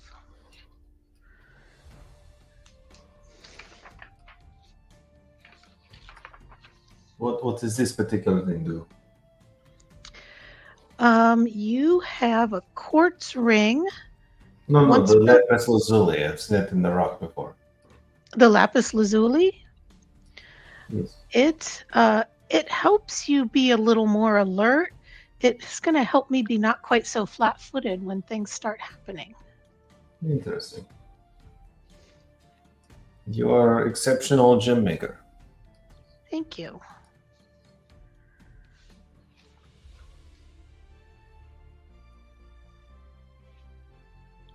And then following on from Matt's initial intro, at the cost of a 5th level spell twice a day, and if given a short rest 3 times a day, Brynja has been placing basically battlements and walls around the encampment area, basically just raising large sections of rock from the ground to create a more defensible area. Not perfectly walled in, not like a sardine can, but like significant levels of overlapping defense. So if we do encounter some kind of danger, we are reasonably well defended at the cost of some significant amount of spells, because 10 minutes of doing the same spell, it becomes permanent.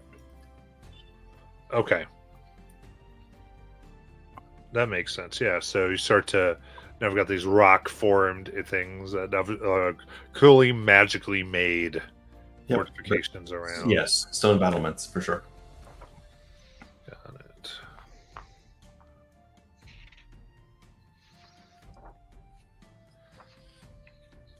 All right. Any other things that we want to take care of here?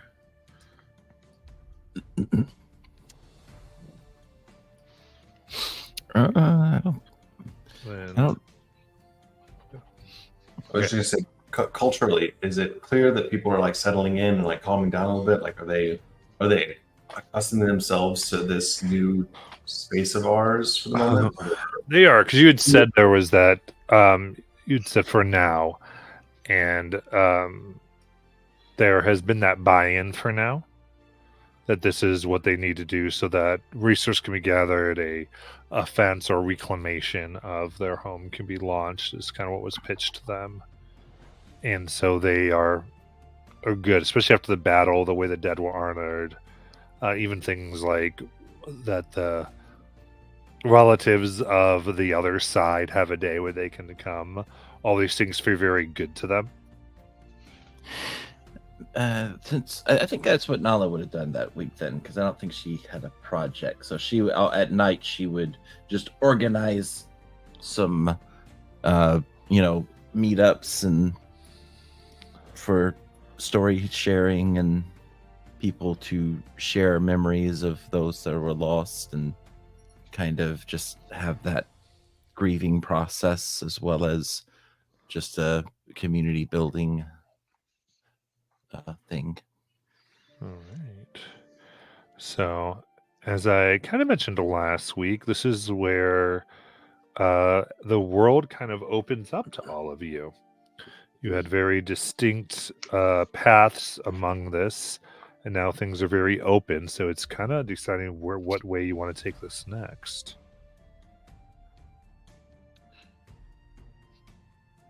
Well, we do want to make sure we have this hearth ceremony. I think that's probably first on our list, right? Everyone.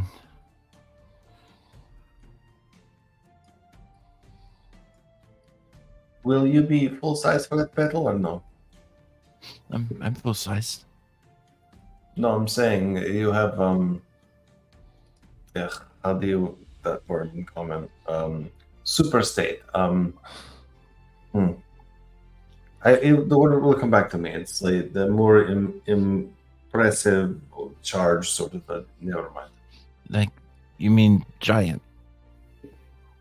Yes, but like you are still same person no matter what shape you take. But there is like small shape and there is medium shape and there is very big shape. Yes.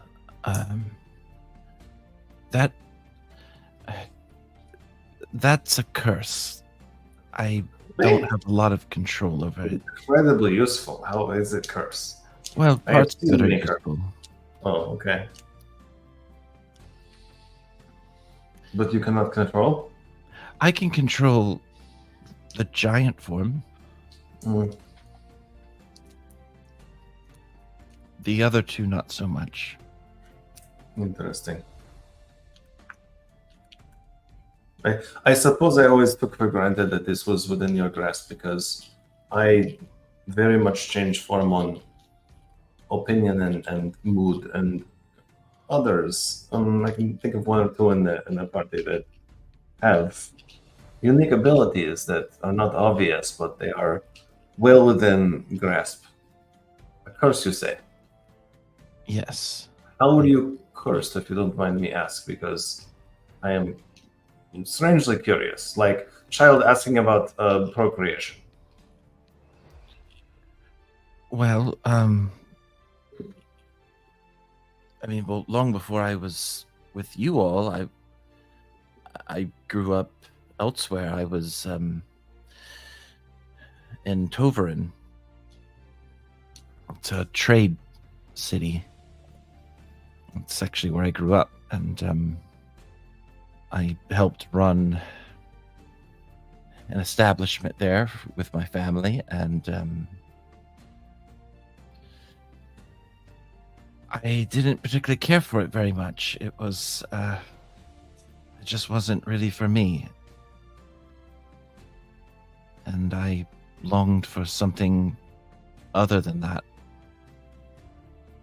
And one day someone came and offered me something. Except I didn't exactly understand what I was agreeing to, and that person was not such a good person. And basically just stole years from my life and forced me into a smaller form, and I was no longer able to help at the inn, and eventually my family lost everything, and no one would take me on for work, but I just stayed. I never aged. I just was there, and everyone around me aged and died. And eventually I left to try and find a way to just end it, to be honest. You mean in this cycle, like become older again and not small child? I mean, to end the suffering. You mean to die? And I think I almost did, but someone found me and taught me how to use what I was given to become stronger, and that's how I'm able to channel and grow my size in battle. It was sort of a rebirth, a place to have a new family among the giants, and I stayed there until I felt like it was time to move on, and eventually made my way to, well, to all of us here.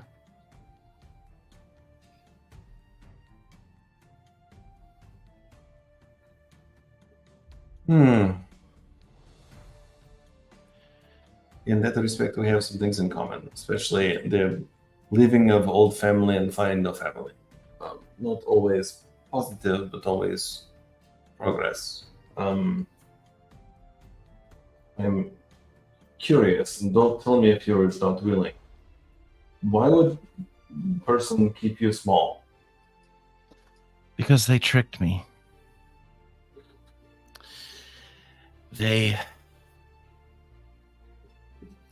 When they first came to me, they offered to help me out, to give me a chance to do the things I wanted to do.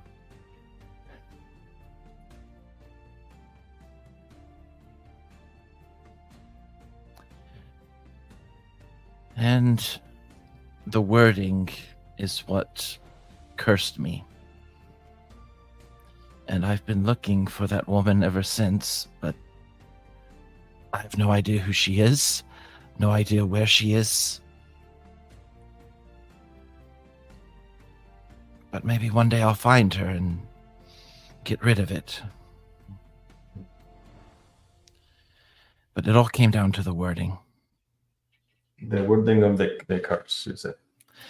Yes, I agreed to something without thinking about the consequences, and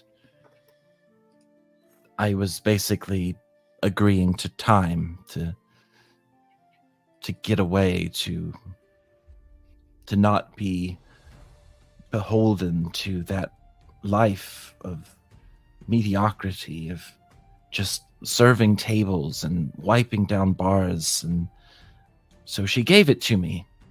She made it so that I never had to work there again. But in its turn, you lost, or maybe you prolonged the wrong years. Like from my training, this is an abomination. If you change the age of something, or prevent death, or otherwise modify the lifetime, it is unnatural. Is not the right word, but similar. To take or change age is not in the cycle. It is difficult to forgive. And now you know why I don't like magic. But it's not all magic. Some magic is probably natural and fine, but what affected you is definitely unnatural. Anyway, my problems aside, it is nice to have a place to call home again. That is why we are village. And why we are disparate, strange, very strange animals in the same place.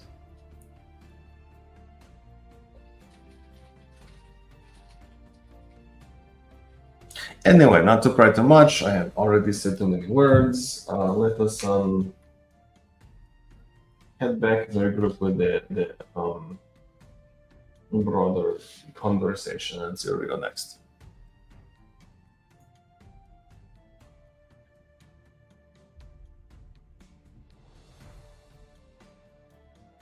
All right.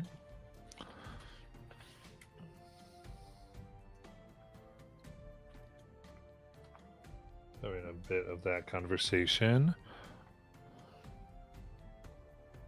Say, let's do this then. After these weeks, you've called a meeting, knowing that after seeing things at least beginning to get good, there could be some more projects you want to try to do and spend more time here, or you might want to think it's time to begin making things move.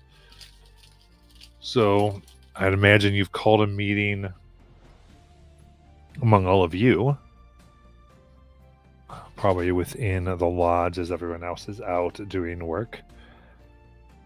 So how do you want to proceed?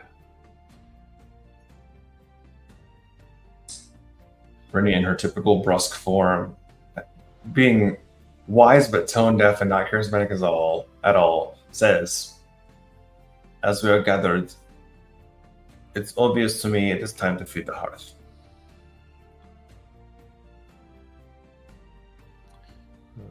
Yes. And I'll add to this too. If you would like to have your character have looked into different options, you can go ahead and say that they have, and I can give you some of that information if you so want, just to kind of make this, if you want to make it. But right now, bring us talk about the hearth. Yeah. Torhilda is very intrigued and puzzled by that giant battle axe we saw in the distance when we went through the Valley of the Dead.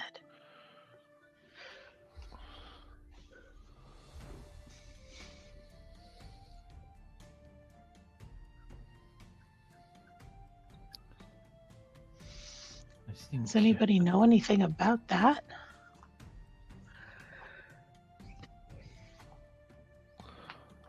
I would say some of things you've been able to understand. Just from, again, a lot of the books were brought and being able to open a few of the tomes. There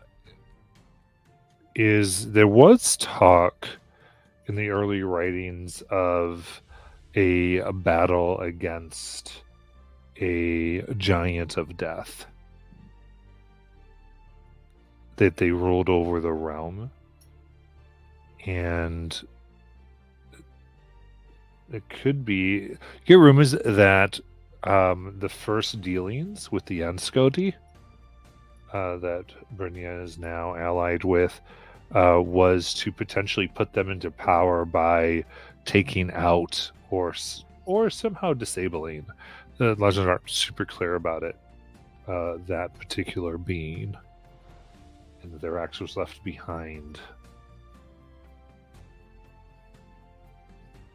and that it could call legions of the dead if used, though none have used it, it seems.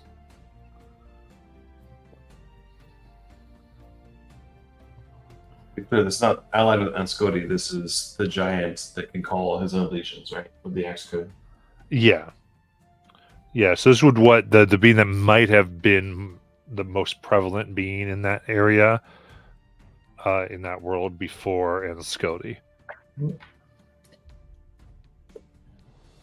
If it has any value to us, I still have the vial of dust of claws from Ngutra, and I still have the Horn of Passage, but I doubt that'll be useful in this particular place. If we are trying to challenge some undead giant or whoever owned the battle axe before, may or may not be helpful.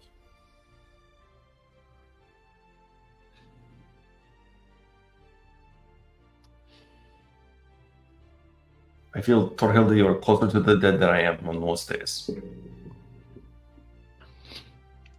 That's true.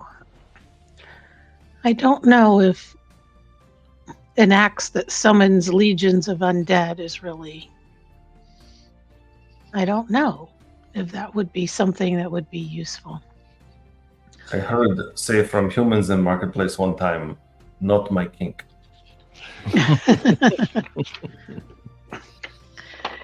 She pages through her book of prophecies to see if there's anything that sparks any recognition. Yeah, looking at such things, I'd say. So there is an interesting one that sparks your interest, where it says, should the death dragon arise, they will bring all those of death from the sunless world with them.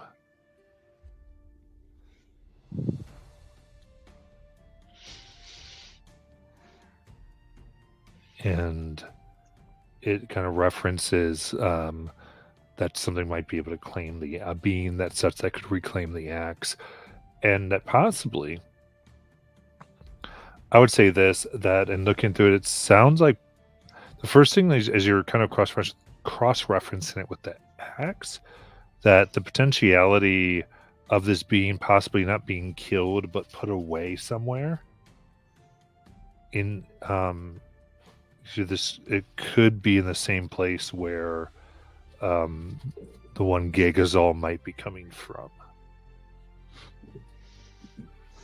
I don't know if we want to try to get the axe before they do.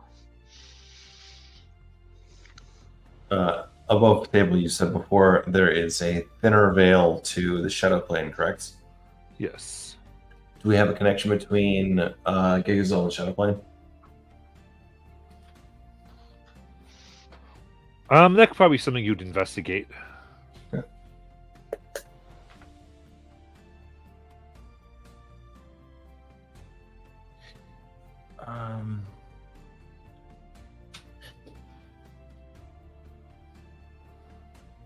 I have a random note here. I just want to make sure this was not something that we needed to look into. I feel like sometimes I get the names all mixed up, but Nagaskoljalali. Nagaskoljalali, that's the horse. Okay, thank you. Which Tordo could pursue. She had a beginning deal that she did keep with them. And the other one on here that I kind of was curious about was Dryger Varger, the mother of the Blue Wolf. Yes. I don't remember if we kind of didn't follow that lead or if that was still something that was kind of out there. Yeah. Well, you didn't pursue it. You went another direction at the time. Okay. And there's certainly something out there, but...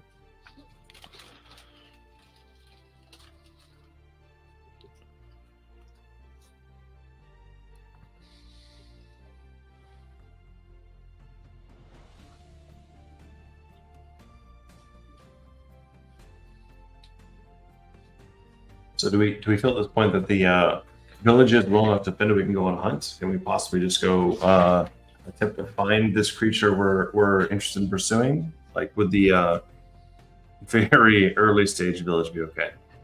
Well, if the other possibility I just thought about was we could save that creature to fight later and take on a different beast before it that might be closer, so that we don't have to travel too far away from the village. But I also don't know how far this flying creature is going to be.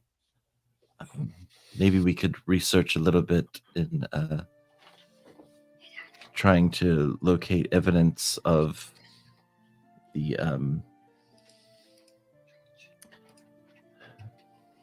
well, actually, no, they travel through the plains. That's right. Mm-hmm. But they did give you an approximate place. Yeah.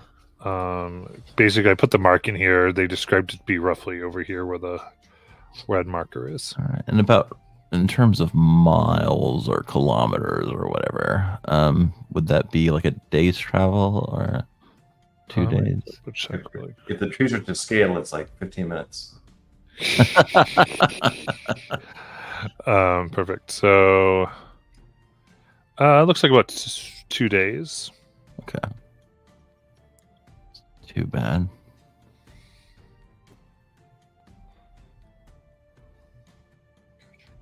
Yeah, but that's a good question. If they are well suited yet, or do we want to continue fortifying first? It wouldn't hurt, especially if they're not actively hunting us right now. And then we could pursue this lead when we get some better battlements up. You say that, but I've been working on this for off and on something like 12 days. The battlements are coming along nicely so far. Okay. Bormunder keeps directing me on where to put them and why. I don't entirely understand, but he is a military man, so I just defer to expertise. Yeah. Yeah, and we have left the village alone for periods of time, even on the road. They are not defenseless. Okay.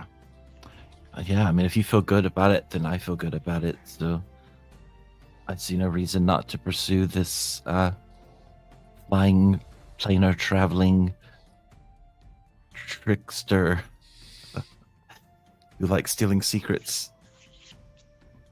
You raise a good point, though. Should we be more prepared? Is there something we should do or could do to be more ready for this kind of supernatural thing?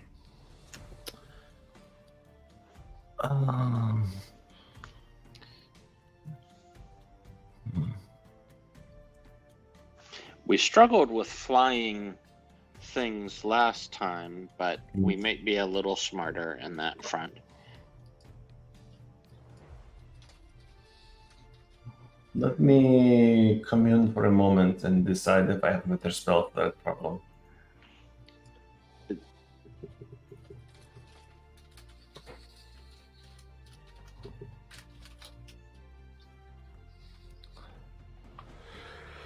Excuse me.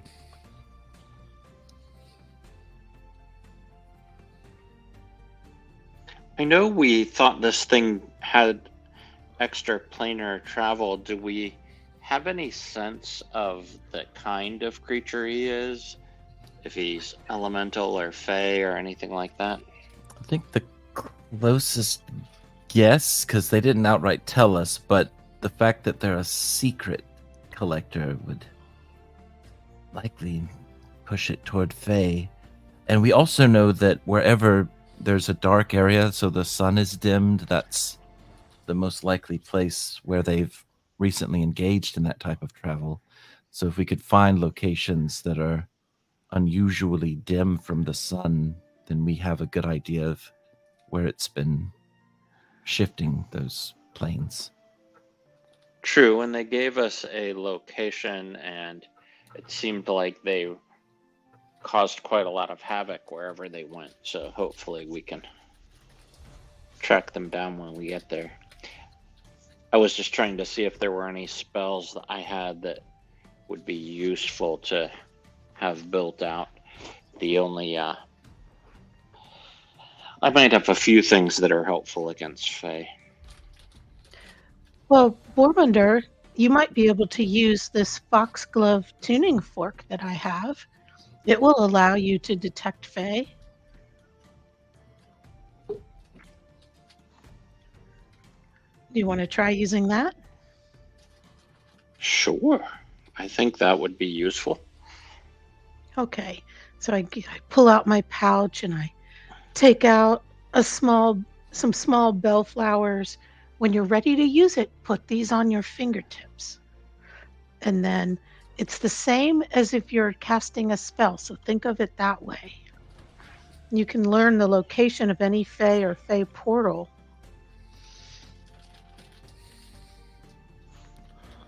Wow. Within what distance? Well, that depends on how potent it is. The best one is within 1,000 feet. Okay. Okay, so that could be possibly for later. All right, when you're trying to track the thing. Okay. Right, for Yeah, later. yeah, I'm saying I'm giving this to you. You hold on to it.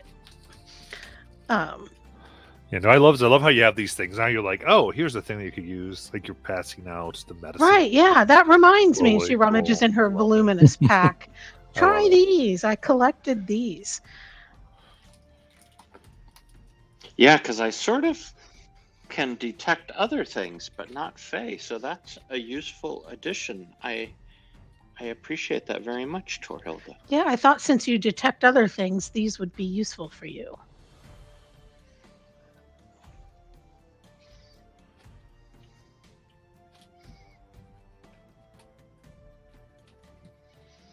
But I'm good with us heading in that direction, and if everyone else is, I certainly don't know of anything to do at the camp before we leave. All right. So there's a possible going ahead and pursuing this creature for the sacrifice or for the ritual.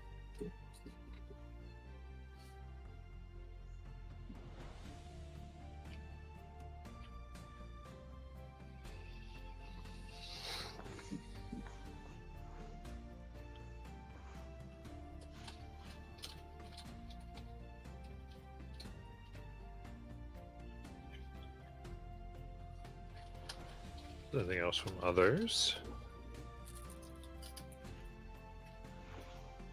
Or at least spend the day before we leave trying to patch up Clamp, anybody who's still injured or wounded in some way. Maybe some greater rest stuff happens, but like very much looking after the flock before we decide to depart.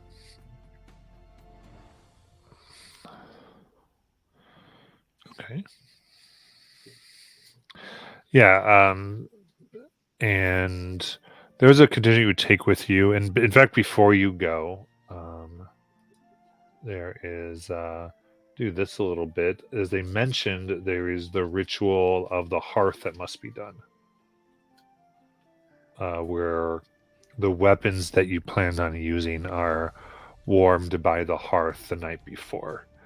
And with this, everyone's trying to make what they can with definitively alcohol, and begin to try to have as much of a party as they can and enjoy everything.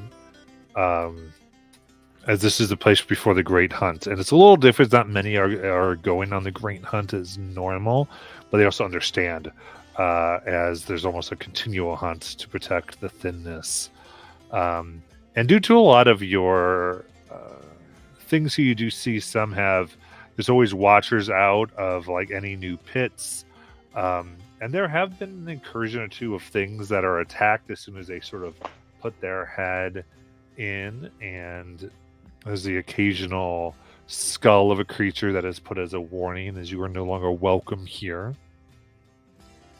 in this defensive place. But I could say, what are each of you sort of doing? How are you adding your and enjoying this party that must be had for the power of the hearth to be in the weapons?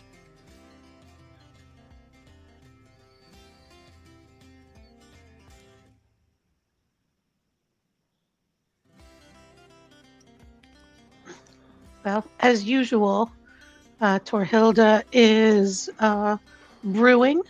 She's got her little cauldron and flavoring the liquid and flavoring. She's passing out tea, herbal tea, but also kind of passing a hand over any of the jugs of alcohol that might be a little rough, and just kind of smoothing out the flavors. Adding a little spice to the beer and just kind of making everything just a little more special.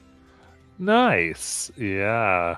Some intense flavors. People are super excited over all that. Give me a wisdom with proficiency roll there. Let me find my character sheet. It's been a minute. Where did I go? All right. Well, I know what my wisdom is. So 18 on the die. So that's a 17 wisdom plus 4. 21. Perfect. So yeah, there's like spiced beer and mulled wine, and the flavor is very intense as the it goes on, and everyone's yelling, "Thanks, Toyota! You are great. You keep us very good." They're very excited over all of it. Anything else? I suppose. Well, Jamin's still like injured, right? He's still out. Yeah, I mean he's here. He's better, a little bit more healed, but he's around. Okay. I think Nala is going to try to lead the town in some traditional Viking line dancing.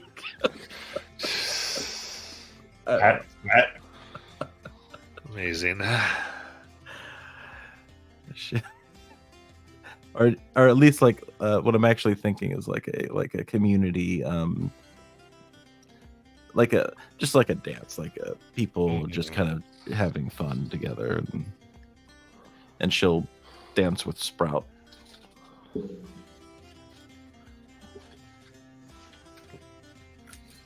I love it. You're dancing with your box. Yay!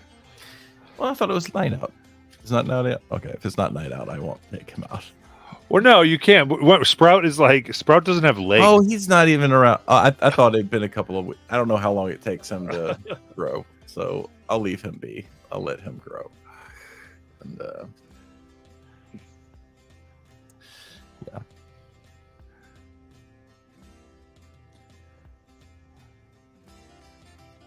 Brynja, go ahead. I was just going to say something about the iron. I know we had those iron weapons. Yeah. Do we still have those? Yeah. Okay. Just in case this thing might be Faye. Possible. What's Brynja doing?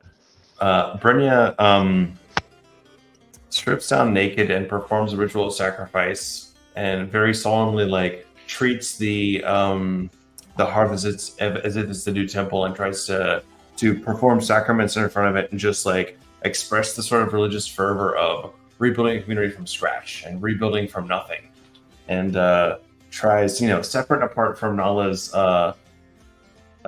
fun making, like have sort of more of a solemn sort of like a rebuilding ceremony for the more religious folks inside the commune, I'll call it maybe, and is very careful to observe the rites but not get in the way. Okay, I like that. Leading them, and as they are taking particular attention to the weapons and things placed by the hearth here, making sure that the heat is there and assisting as different liquids are poured, and you can see how even though not in the fire, these pieces, all the pieces of the hunting party are beginning to get a slight glow around them. Brynja also offers her fingers, like literally to scorch her fingers into the fire, because she knows that she's not going to use a ceremonial scimitar when she goes at it. She's going to be using claws. Nice.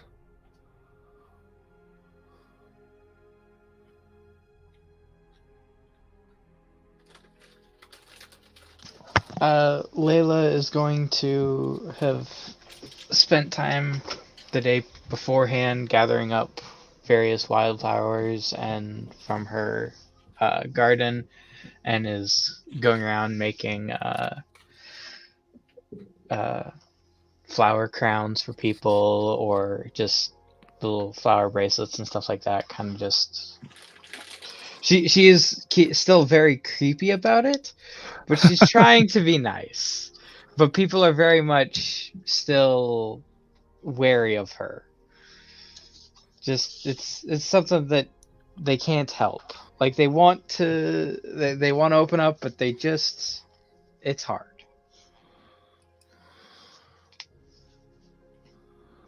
Amazing.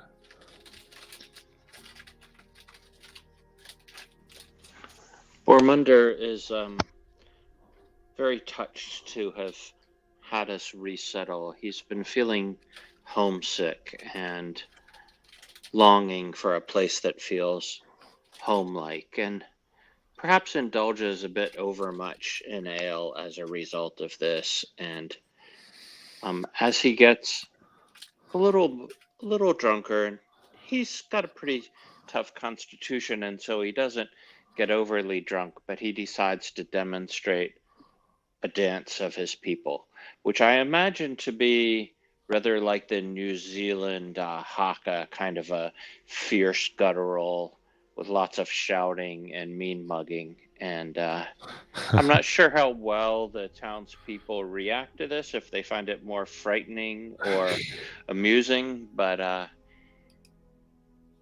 they recognize it at least as a celebratory maneuver. Nice.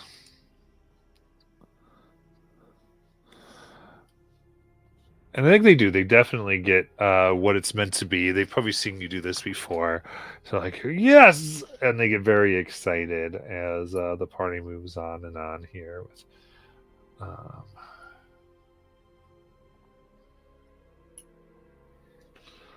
all these.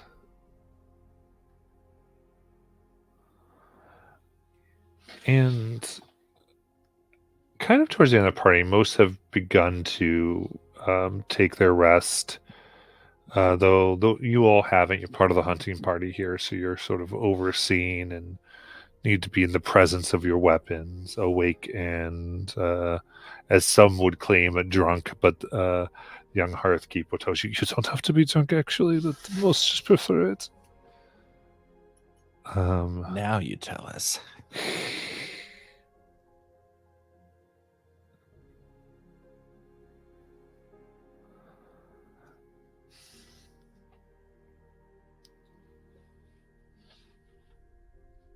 And there is a bell that is rung from the planar incursions, from the place of the thin.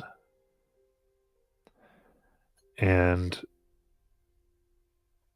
it is not a bell that's meant to signal a city, but more to signal those who are on guard.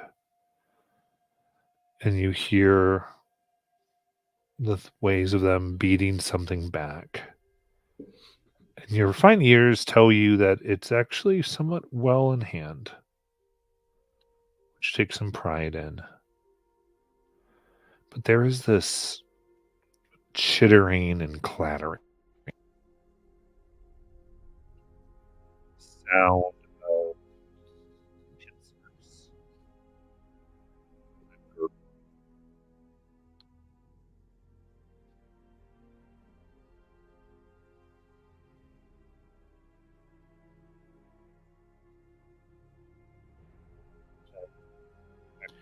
Through the air. You broke up for me. I don't know if anybody else, but I couldn't hear that last little bit. Same. Okay. So you get the battle things are well in hand. Did you get that piece? Yes. Yep. Okay. And then there's just this like chittering and a gurgling almost, like pincers snapping. That is the sound of something getting pushed back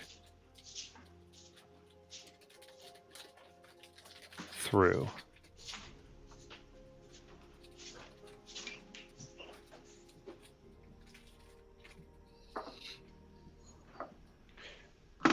And Layla, you understand it as language.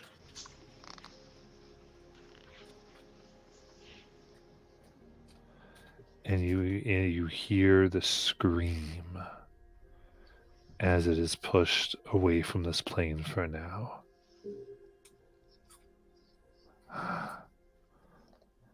I found you, despite their efforts.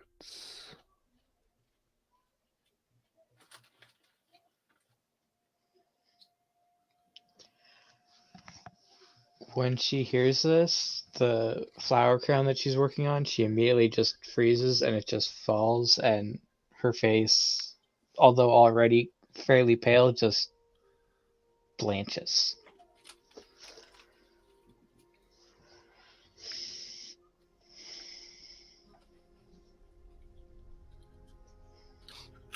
And we don't understand it, right? Are You we all see- together? Yeah, you're all together. You see Layla's reaction. Layla, Focus are on you the all, wall. are you all right?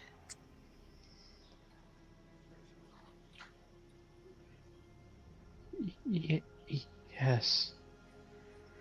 As she kind of is, you also notice quickly that she's very quickly surveying the entire area. Just like desperately hoping that she can identify the source, but not expecting to, or trying to find just something. She is very clearly not fine, but she says she is. Well, Tor, knowing that Layla has much keener eyes than she does and relies on Layla when out and about to alert the party, starts also casting about, looking where Layla's looking. And what is it? What do you see? What is it? And has her starts reaching for her battle axe. Nothing. I don't see anything. This isn't like you, Layla. What is that sound?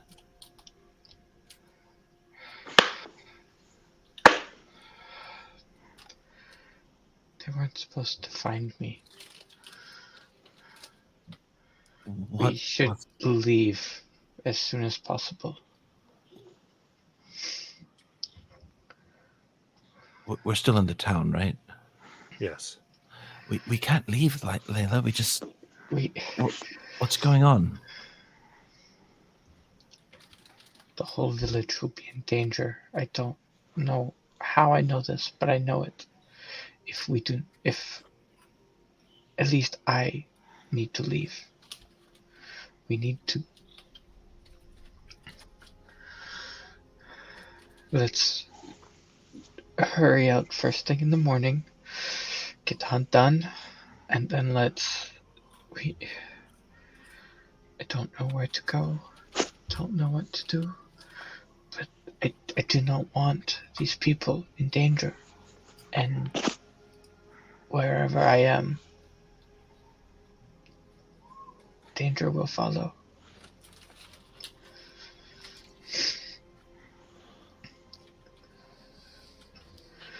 She's just still desperately hoping she can see something, but not going to. We'll leave at first light. What's coming for you? I don't know. But it's not good. Okay. That's all I know. Well, let's plan to have everyone at least leave the area for the time being. And maybe you can tell us more so we can have an idea of what this is that's coming for us. I at least trust your judgment, and if you're saying we need to move, okay.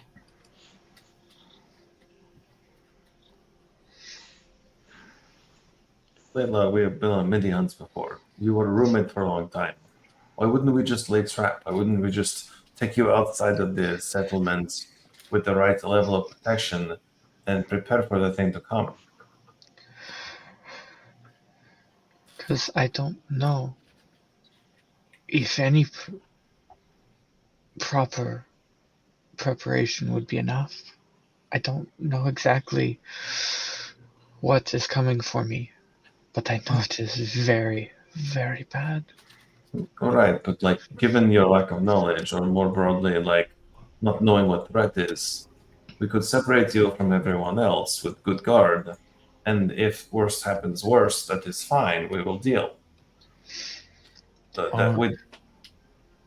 Yes, we need to. Why don't we go with Layla? The group of us head out, and whatever this thing is would then be led away from the town, right? I can only hope. Does it want you specifically? I think, or something inside of me, I don't. I just know that it has been looking for me as long as I've existed, and when I was sent here, it was in the hope that it would not find me. I think the thinning of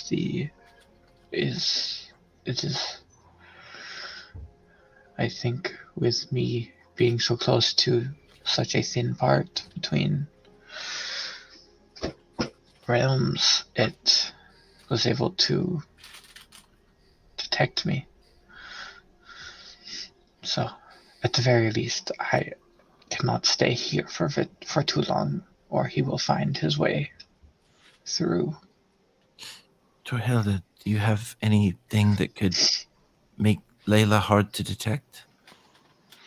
I mean, I have spells I know. can do, but I don't know if I also have spells I can do to make it hard to detect me, but I'm not sure if it can stop, if it will be enough for him. It's worth a shot. Yes. I don't think I have anything. I need some diamond dust though. Okay. I have about- diamond dust. Okay, I need about 25 gold worth, and it Yes. will only work for about 8 hours, and then I will have to do it again. Well, back when we fought the worm, there were 3 large diamonds that you got. Did you spend them already?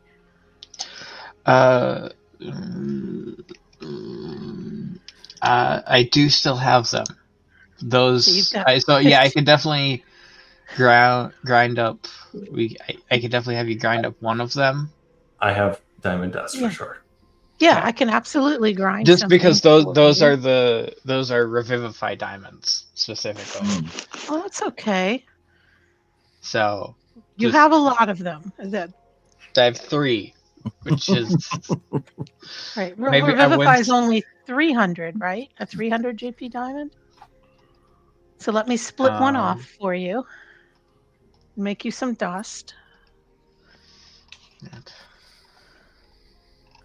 You So- said he. Who?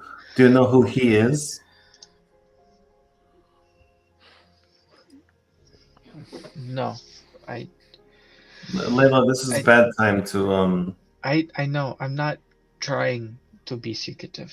I genuinely do not know. I just there's a heap You- of hearing you, and that is it.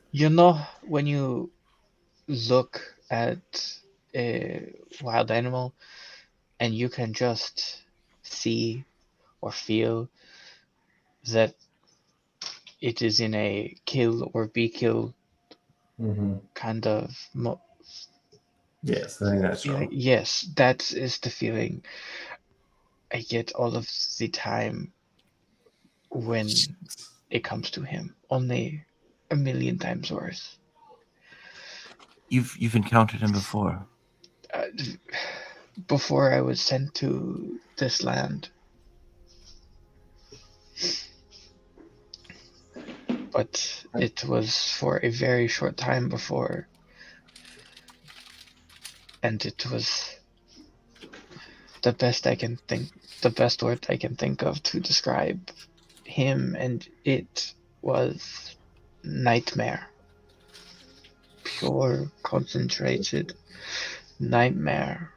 Just When you say sent to this land, who sent you to this land? I assume beings like him that were opposed to him. I don't know exactly. I'm sorry. It's there are several holes in my memory, and there was also just long times of nothingness. For example, I do not know how old I actually am. Time moves weird where I'm from. Especially when you have no concept of it. Or space. Actually, there's lots of space, but it was lots of time just alone. And seeing as I don't sleep, it's a lot of time with just your thoughts. Well, It's not thank- easy on the psyche.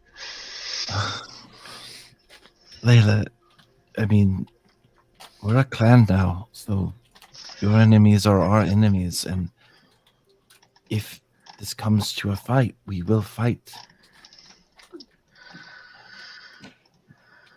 Yes, well, I still have the feeling that we are not ready for this fight. Very well.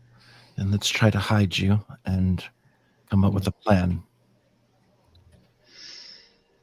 So, Really? You are from Shadowrun, yes? Or similar? Land of Night? it is very similar to there, and I point straight up into the night sky. Mm. It was like that, except everywhere. Hmm. I think it was the astral plane. I don't know.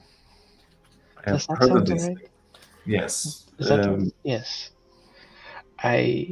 All I know is that one day I was there, and then I was still there for a very long time, never changing, just there, and then he was there, and then I was here and told to hide.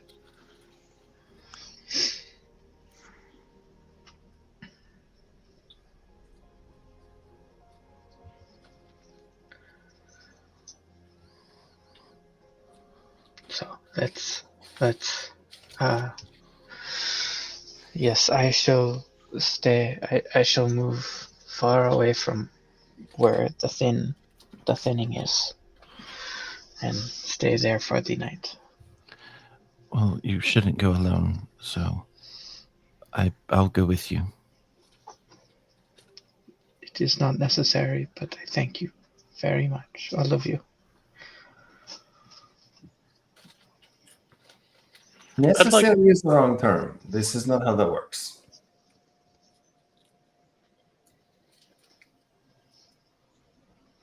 Sorry, what? I didn't understand what you said. Brynja? Said necessary is the wrong term. This is not how that works. Okay. You will be protected. The question is where and for how long. Yes, I mean, Layla, I feel like if this thing is coming for you, maybe the time to fight it is closer than perhaps you might realize. And I think you're going to have to face it. We'll face it with you. But for now, I'm going to defer to your judgment on this, and we'll try to play it as safe as we can. We just need to come up with a good plan, because I'm not in favor of you just staying away from the town. I am not either. This is the first place with these people that well, they're the first people I've been with, and it is very scary to be alone with nothing but your thoughts. I do not want to do that again, but if it means that these people who have welcomed me into their village and who have helped and relied on me, I am not sure I could live with myself if something were to become of them because of me.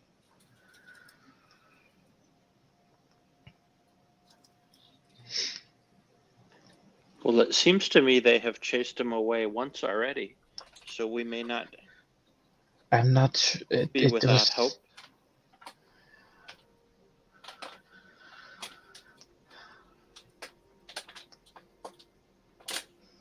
How did you know it was him? It's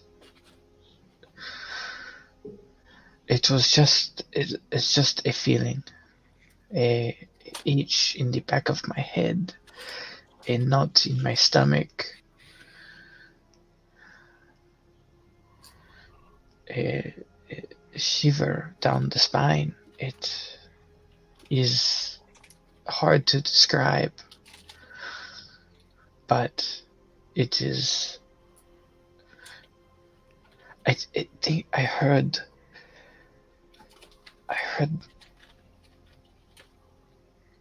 Nala talking with one of the villagers about music and how they're saying that sometimes you do not know what type of music you really like until you hear it.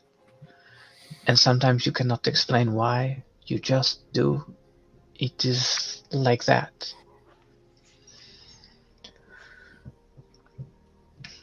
I do not know, I just do. Well, it sounds to me like this fella would make a fine offering for our hearth. It is no beast though. He's a chieftain, right? No. An enemy chieftain? That's even better, right? Better than the wolves. That would imply that he has people he rules over. I'm not sure it is. It's more. Well, let's kill him and see what happens.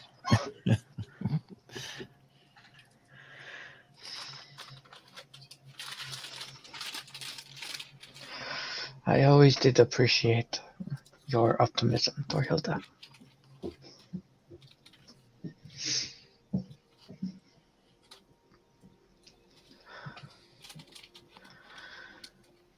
You mean you always do appreciate? Don't talk like that, Layla.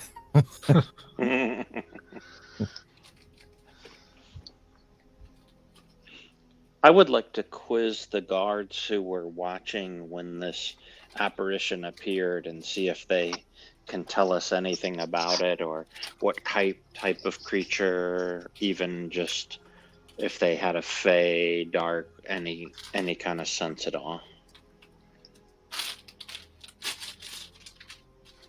Sure. You go out and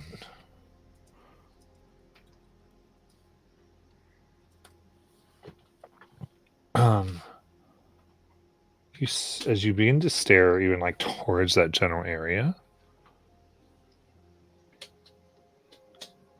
you can see the air undulating almost like water.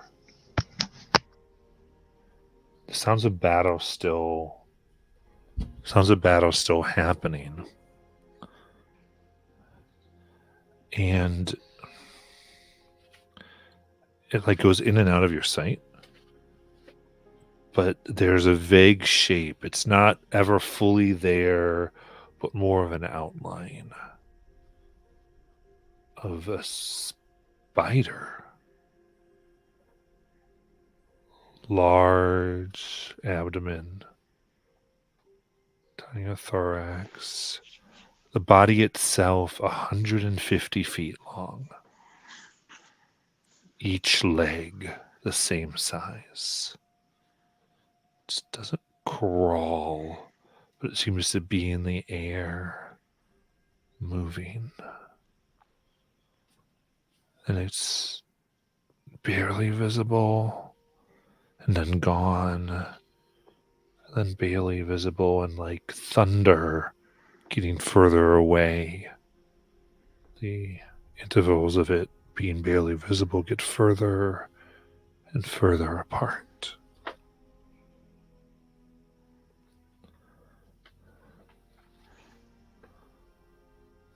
And talking to the guards,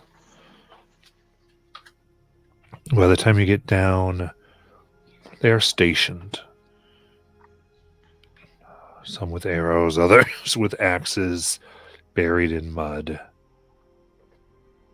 and one comes to talk to you. This one is Golfender. And goes, Captain.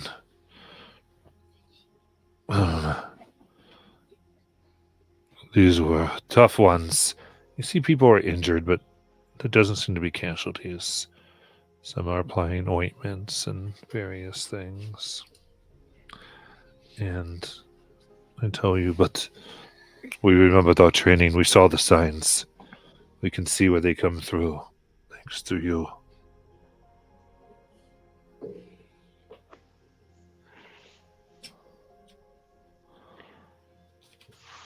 I'm sorry you felt you needed to check on us. We have trained. You did well, my friends. But we know that one of the things that passed has a special loathing of Layla, and I am concerned that it may not be safe. In response, they take a sharpening stone across their axe as a signal that not if he has anything to do with it.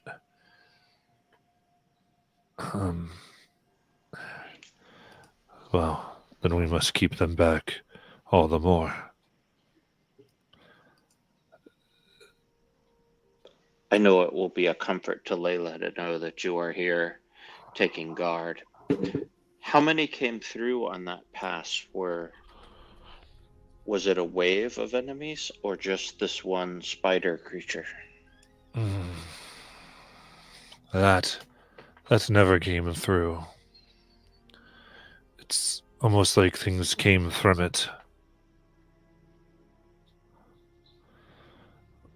But mostly, and they kind of bring you over, and you can see one creature somewhat, it's like dissolving before your eyes.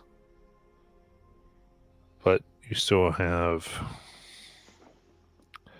some sense of them. They're relative, about maybe 3-4 feet of a body that resembles a spider. Has 8 legs, but also 2 arms. But no chest or anything like that, but instead just like a long serpentine neck that is spiked. With a furry body and almost the same, almost like a serpentine head.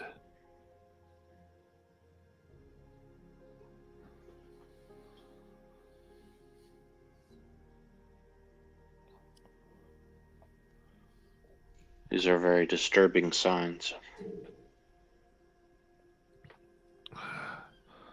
And there was another thing. We couldn't. The first thing was large that tried to come through. We're not sure what piece of it made its way that we attacked.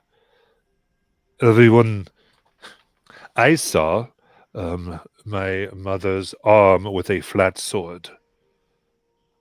Another saw a dragon's head. Over there they saw thousands of insects moving as one. I have no idea, but we all attacked and drove it back.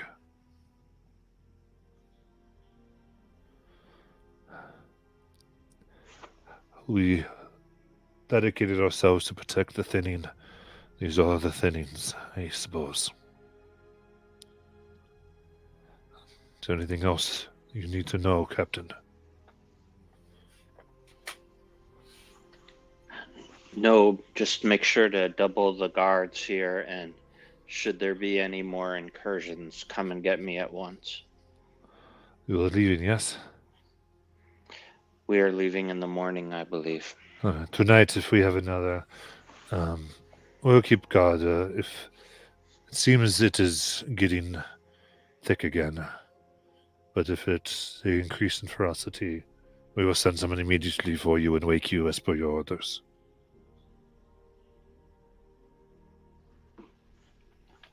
Thanks for your efforts. If Layla is right, it will perhaps not trouble you while we are away.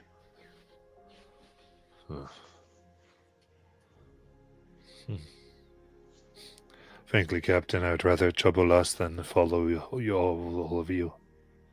This is why we are here. But I understand.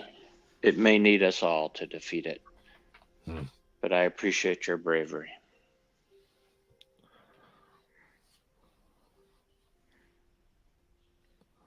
I return to the group and pass along what I've learned. It appears to have some effect on the mind. People see it as different creatures, as different entities. I think there is still a shadow of it there now. Is there a possibility that this isn't the thing Layla fears? What if it's that creature? They did say when we spoke to Lionel told us that we would know it was clear when things in our minds came true, something to that effect. I wrote it down. Hold on. Yeah, Veritosis. So in other words, they when they're close, they, correct me if I wrote this down wrong, but they when they're close, they have a tendency to bring out our secrets. They did say that. They didn't talk about hallucinations, but they did say you tend to share secrets. Okay. Okay, so I do suspect that it's a similar kind of effect, that they can somehow control our thoughts and affect our perception of the world. And Layla, there is still the option. We can fortify ourselves right here, the whole clan. I think that's kind of one of our better options. Like I said, we're a clan. We fight together.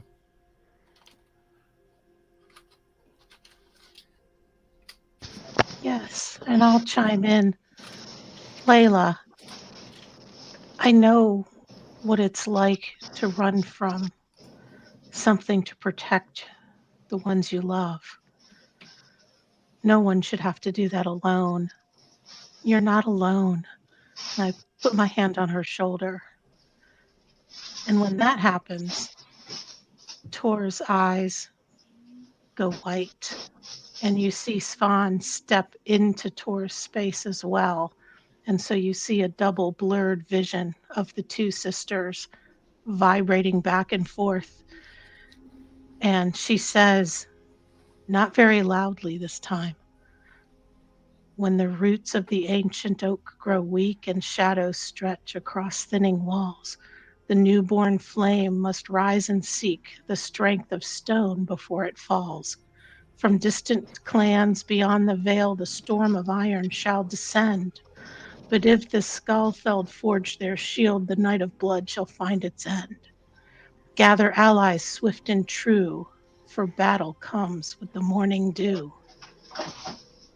And then she takes her hand away and says, as if nothing happened, I know what it's like, and you don't have to do this alone.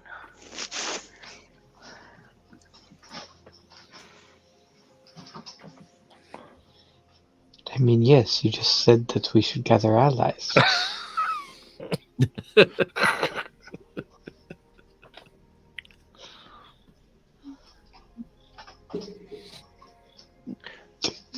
Sometimes the gods speak through her. She doesn't know what she said.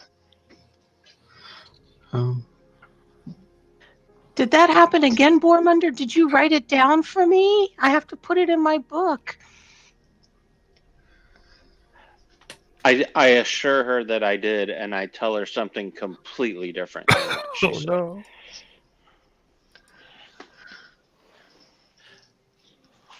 Svan remembers, she'll tell me.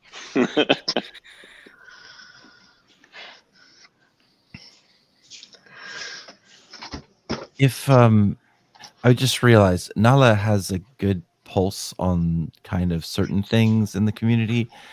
Would she have a sense if we were to go, just us leaders, to try to lead this thing somewhere else? Would the people here, do I feel, see that as an insult, as if we don't see their capabilities, or would they see that more as us fulfilling our duties as the leaders of the clan? Give me an insight check. Okay. +0 coming full fruition. Let's go. That's what is that? Oh, it's either a 6 or a 9. That's a 6. I don't think you get a. You don't get a sense of it. Okay. I think.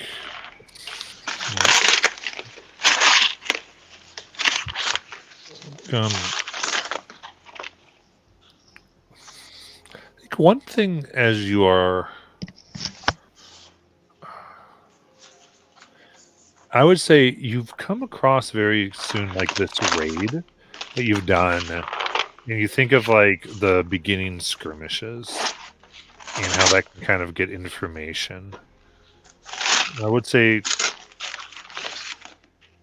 just in general, it wouldn't be crazy to get the feeling here that this might be some time away. That this could have been more of a like info gathering. Now maybe they got the info they wanted, depending. As if this was like the peekaboo moment, and they're preparing something else. Yeah, or they're going from a different area. It's sometimes you go a certain way, and if you're repelled, you're going to find a different way to go. Right, regroup. But so I'd say that potentially it might not be our incoming raid here.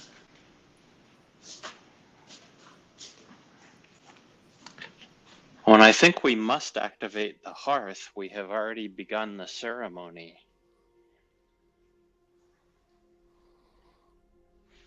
Indeed, the hearth must be bathed in the appropriate ritual or liquid, perhaps, to further our aims. Or maybe we'll get lucky and we'll all die hunting, and then we won't have to worry about it. I appreciate your fatalism, and I am not afraid of dying, but the goal here is not to be plant food at the moment. Good point. I'm not good at problem solving. I think you're very good at very linear problems, like sword, flesh, salt. Then it sounds like, regardless of our path, we should still continue forward, as if going after this fey creature, this one in the dark, that would serve both purposes at this time.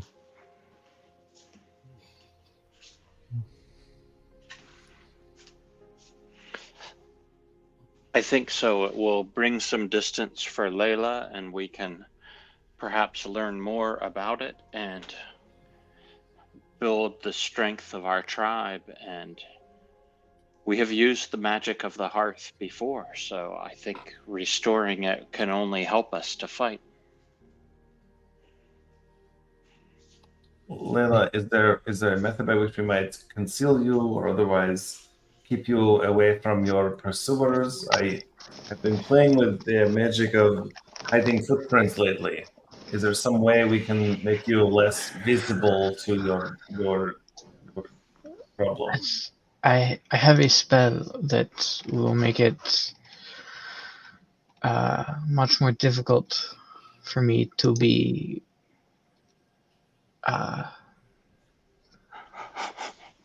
non-detection. I can cast non-detection. Right. The whole situation's thrown me. Okay. We're good. All right. I had to get up and actually just walk away for a second there. Just, but no. I have a spell that should protect me from forms of magic, but I'm not sure if that is what he uses, but it is the best that I have.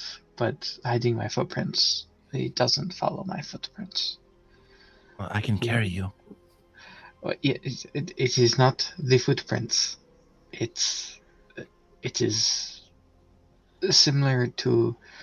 It is more like scent, but not the scent. We can put mud on you. No, it is. I said like a scent in that it's not a visual thing. It's like a sense, but it is hard to explain. But that makes sense. You don't smell like a mammal at all. it's yes.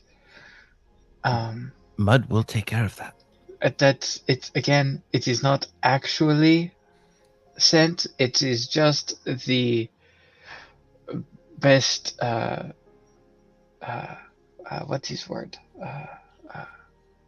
Trace, Metaphor. Sign, Metaphor. Is that word? Is that right word? yes, that is word. Yes. Metaphor. Yes, it is metaphor. And that is that he smells me. Is the best way I can try to make it make sense. You know, they say when three gets together with one, they also metaphor. You are terrible, terrible joke teller. Terrible. Sorry. Anyway, so the spell I have, I can do. It is like you said. It will cost the dust every time, and it only works for 8 hours at a time. Hopefully, I'll do that tonight, and perhaps again in the morning, just to be safe. And by the time we get far enough away, it will not be possible for him to. She's gonna do air quotes here. Smell me. I thought we were leaving right now. Are we not leaving right now? Well, no, I'm going to be sleeping away from the camp, but we're not. We still have to do the hunt thing to activate the hearth, which is very important for the clan. All right. So I will stay as far away, well, not being, like leaving. Tonight, Yeah. I'll cast my spell. I'll probably cast it again in the morning. We will go on the hunt, kill the thing so that we can make it an offering to the hearth. As we get nearer, I will cast it again. We'll do the offering to the hearth, and then we should probably go again. And I will bring a book to read you tonight.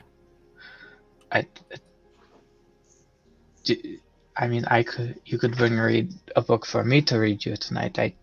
I will not sleep. Oh.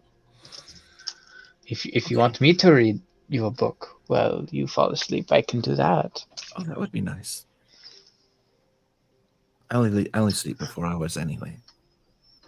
That is 4 hours more than me. And a whole 3 hours more than I've slept in my life. I think. I don't know. I'm guessing. All right. So, who all?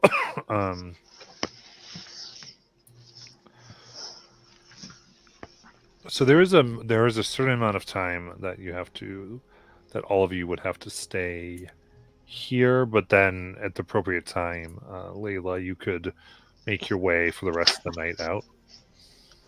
Yep. But I'm going to, as soon as possible, go ahead cast non-detection on myself. Ooh. Because I'm going to be a paranoid person, and that's going to have to be up a lot of time now until I feel I'm comfortably enough away from the thinning. How long does non-detection last? 8 hours. Okay. So, like I said, I'm going to cast it tonight, and I'm probably going to cast it again in the morning. 25 gold a shot. And Yes. Layla's got diamond dust, so do I. Like I said, then I'll probably cast it again when we start to get closer to back from the hunt. And then, because how I described it earlier is roughly what we have to do, correct? We have to go hunt the big thing, bring it back as an offering to the hearth to basically activate it. But then I think the hunt's coming to us in the morning. I mean, I was even the prophecy. I just want to be clear. It's morning dew could mean any morning because of the prophecies kind of going there. Yeah. Just as, or it could mean something entirely different. But you don't. It's not that sense. But you can certainly go through the path that you said you're going. That seems like a viable path. I think, as I said before, all of you are really choosing which way you're going to take this. Well, so I'm very much making it so you can, create a path forward. And so if you want to create that path, that sounds like a great path. If that makes sense. But to get the hearth activated, we need to complete a hunt and offer it to the hearth. But then after that, because I feel like that's kind of the last thing we have to do to really get the clan kind of settled here. Gotcha. And so you're saying you want to do that to kind of check that settle the clan box. Yeah, basically, like we've got the location, we've got housing, we've got like basically everything. It's like, okay, we just need the hearth set up, and this is essentially the village is all good to go, and we shouldn't have to worry about it necessarily too much. Just as far as also us having a place to hang out or reset after various trips or whatever until we can get the original village back, if we decide to do that. But kind of want to, like I said, get that. We've got 9 out of 10 things done here. Yeah, we're going for 100% completion on this region. Yes, exactly. Like come on, we just got to do this one last thing here, and then we can move on. We can start doing the other stuff here. But let's kind of finish this, the first part of the story here. Sounds in the first good. act. Let's get it done. Yeah, and to be clear, however you want to do that, if you all want to try to do some type of interplanar raid, hey, it's all good. We're going to try to throw in there later. But with that, then, as Marketplace to complete the rituals and think about trying to find the creature mentioned as an enemy of the flowing monarch there, we'll go ahead and end for tonight. Everyone watching, thank you so much, and we'll come back to this next week.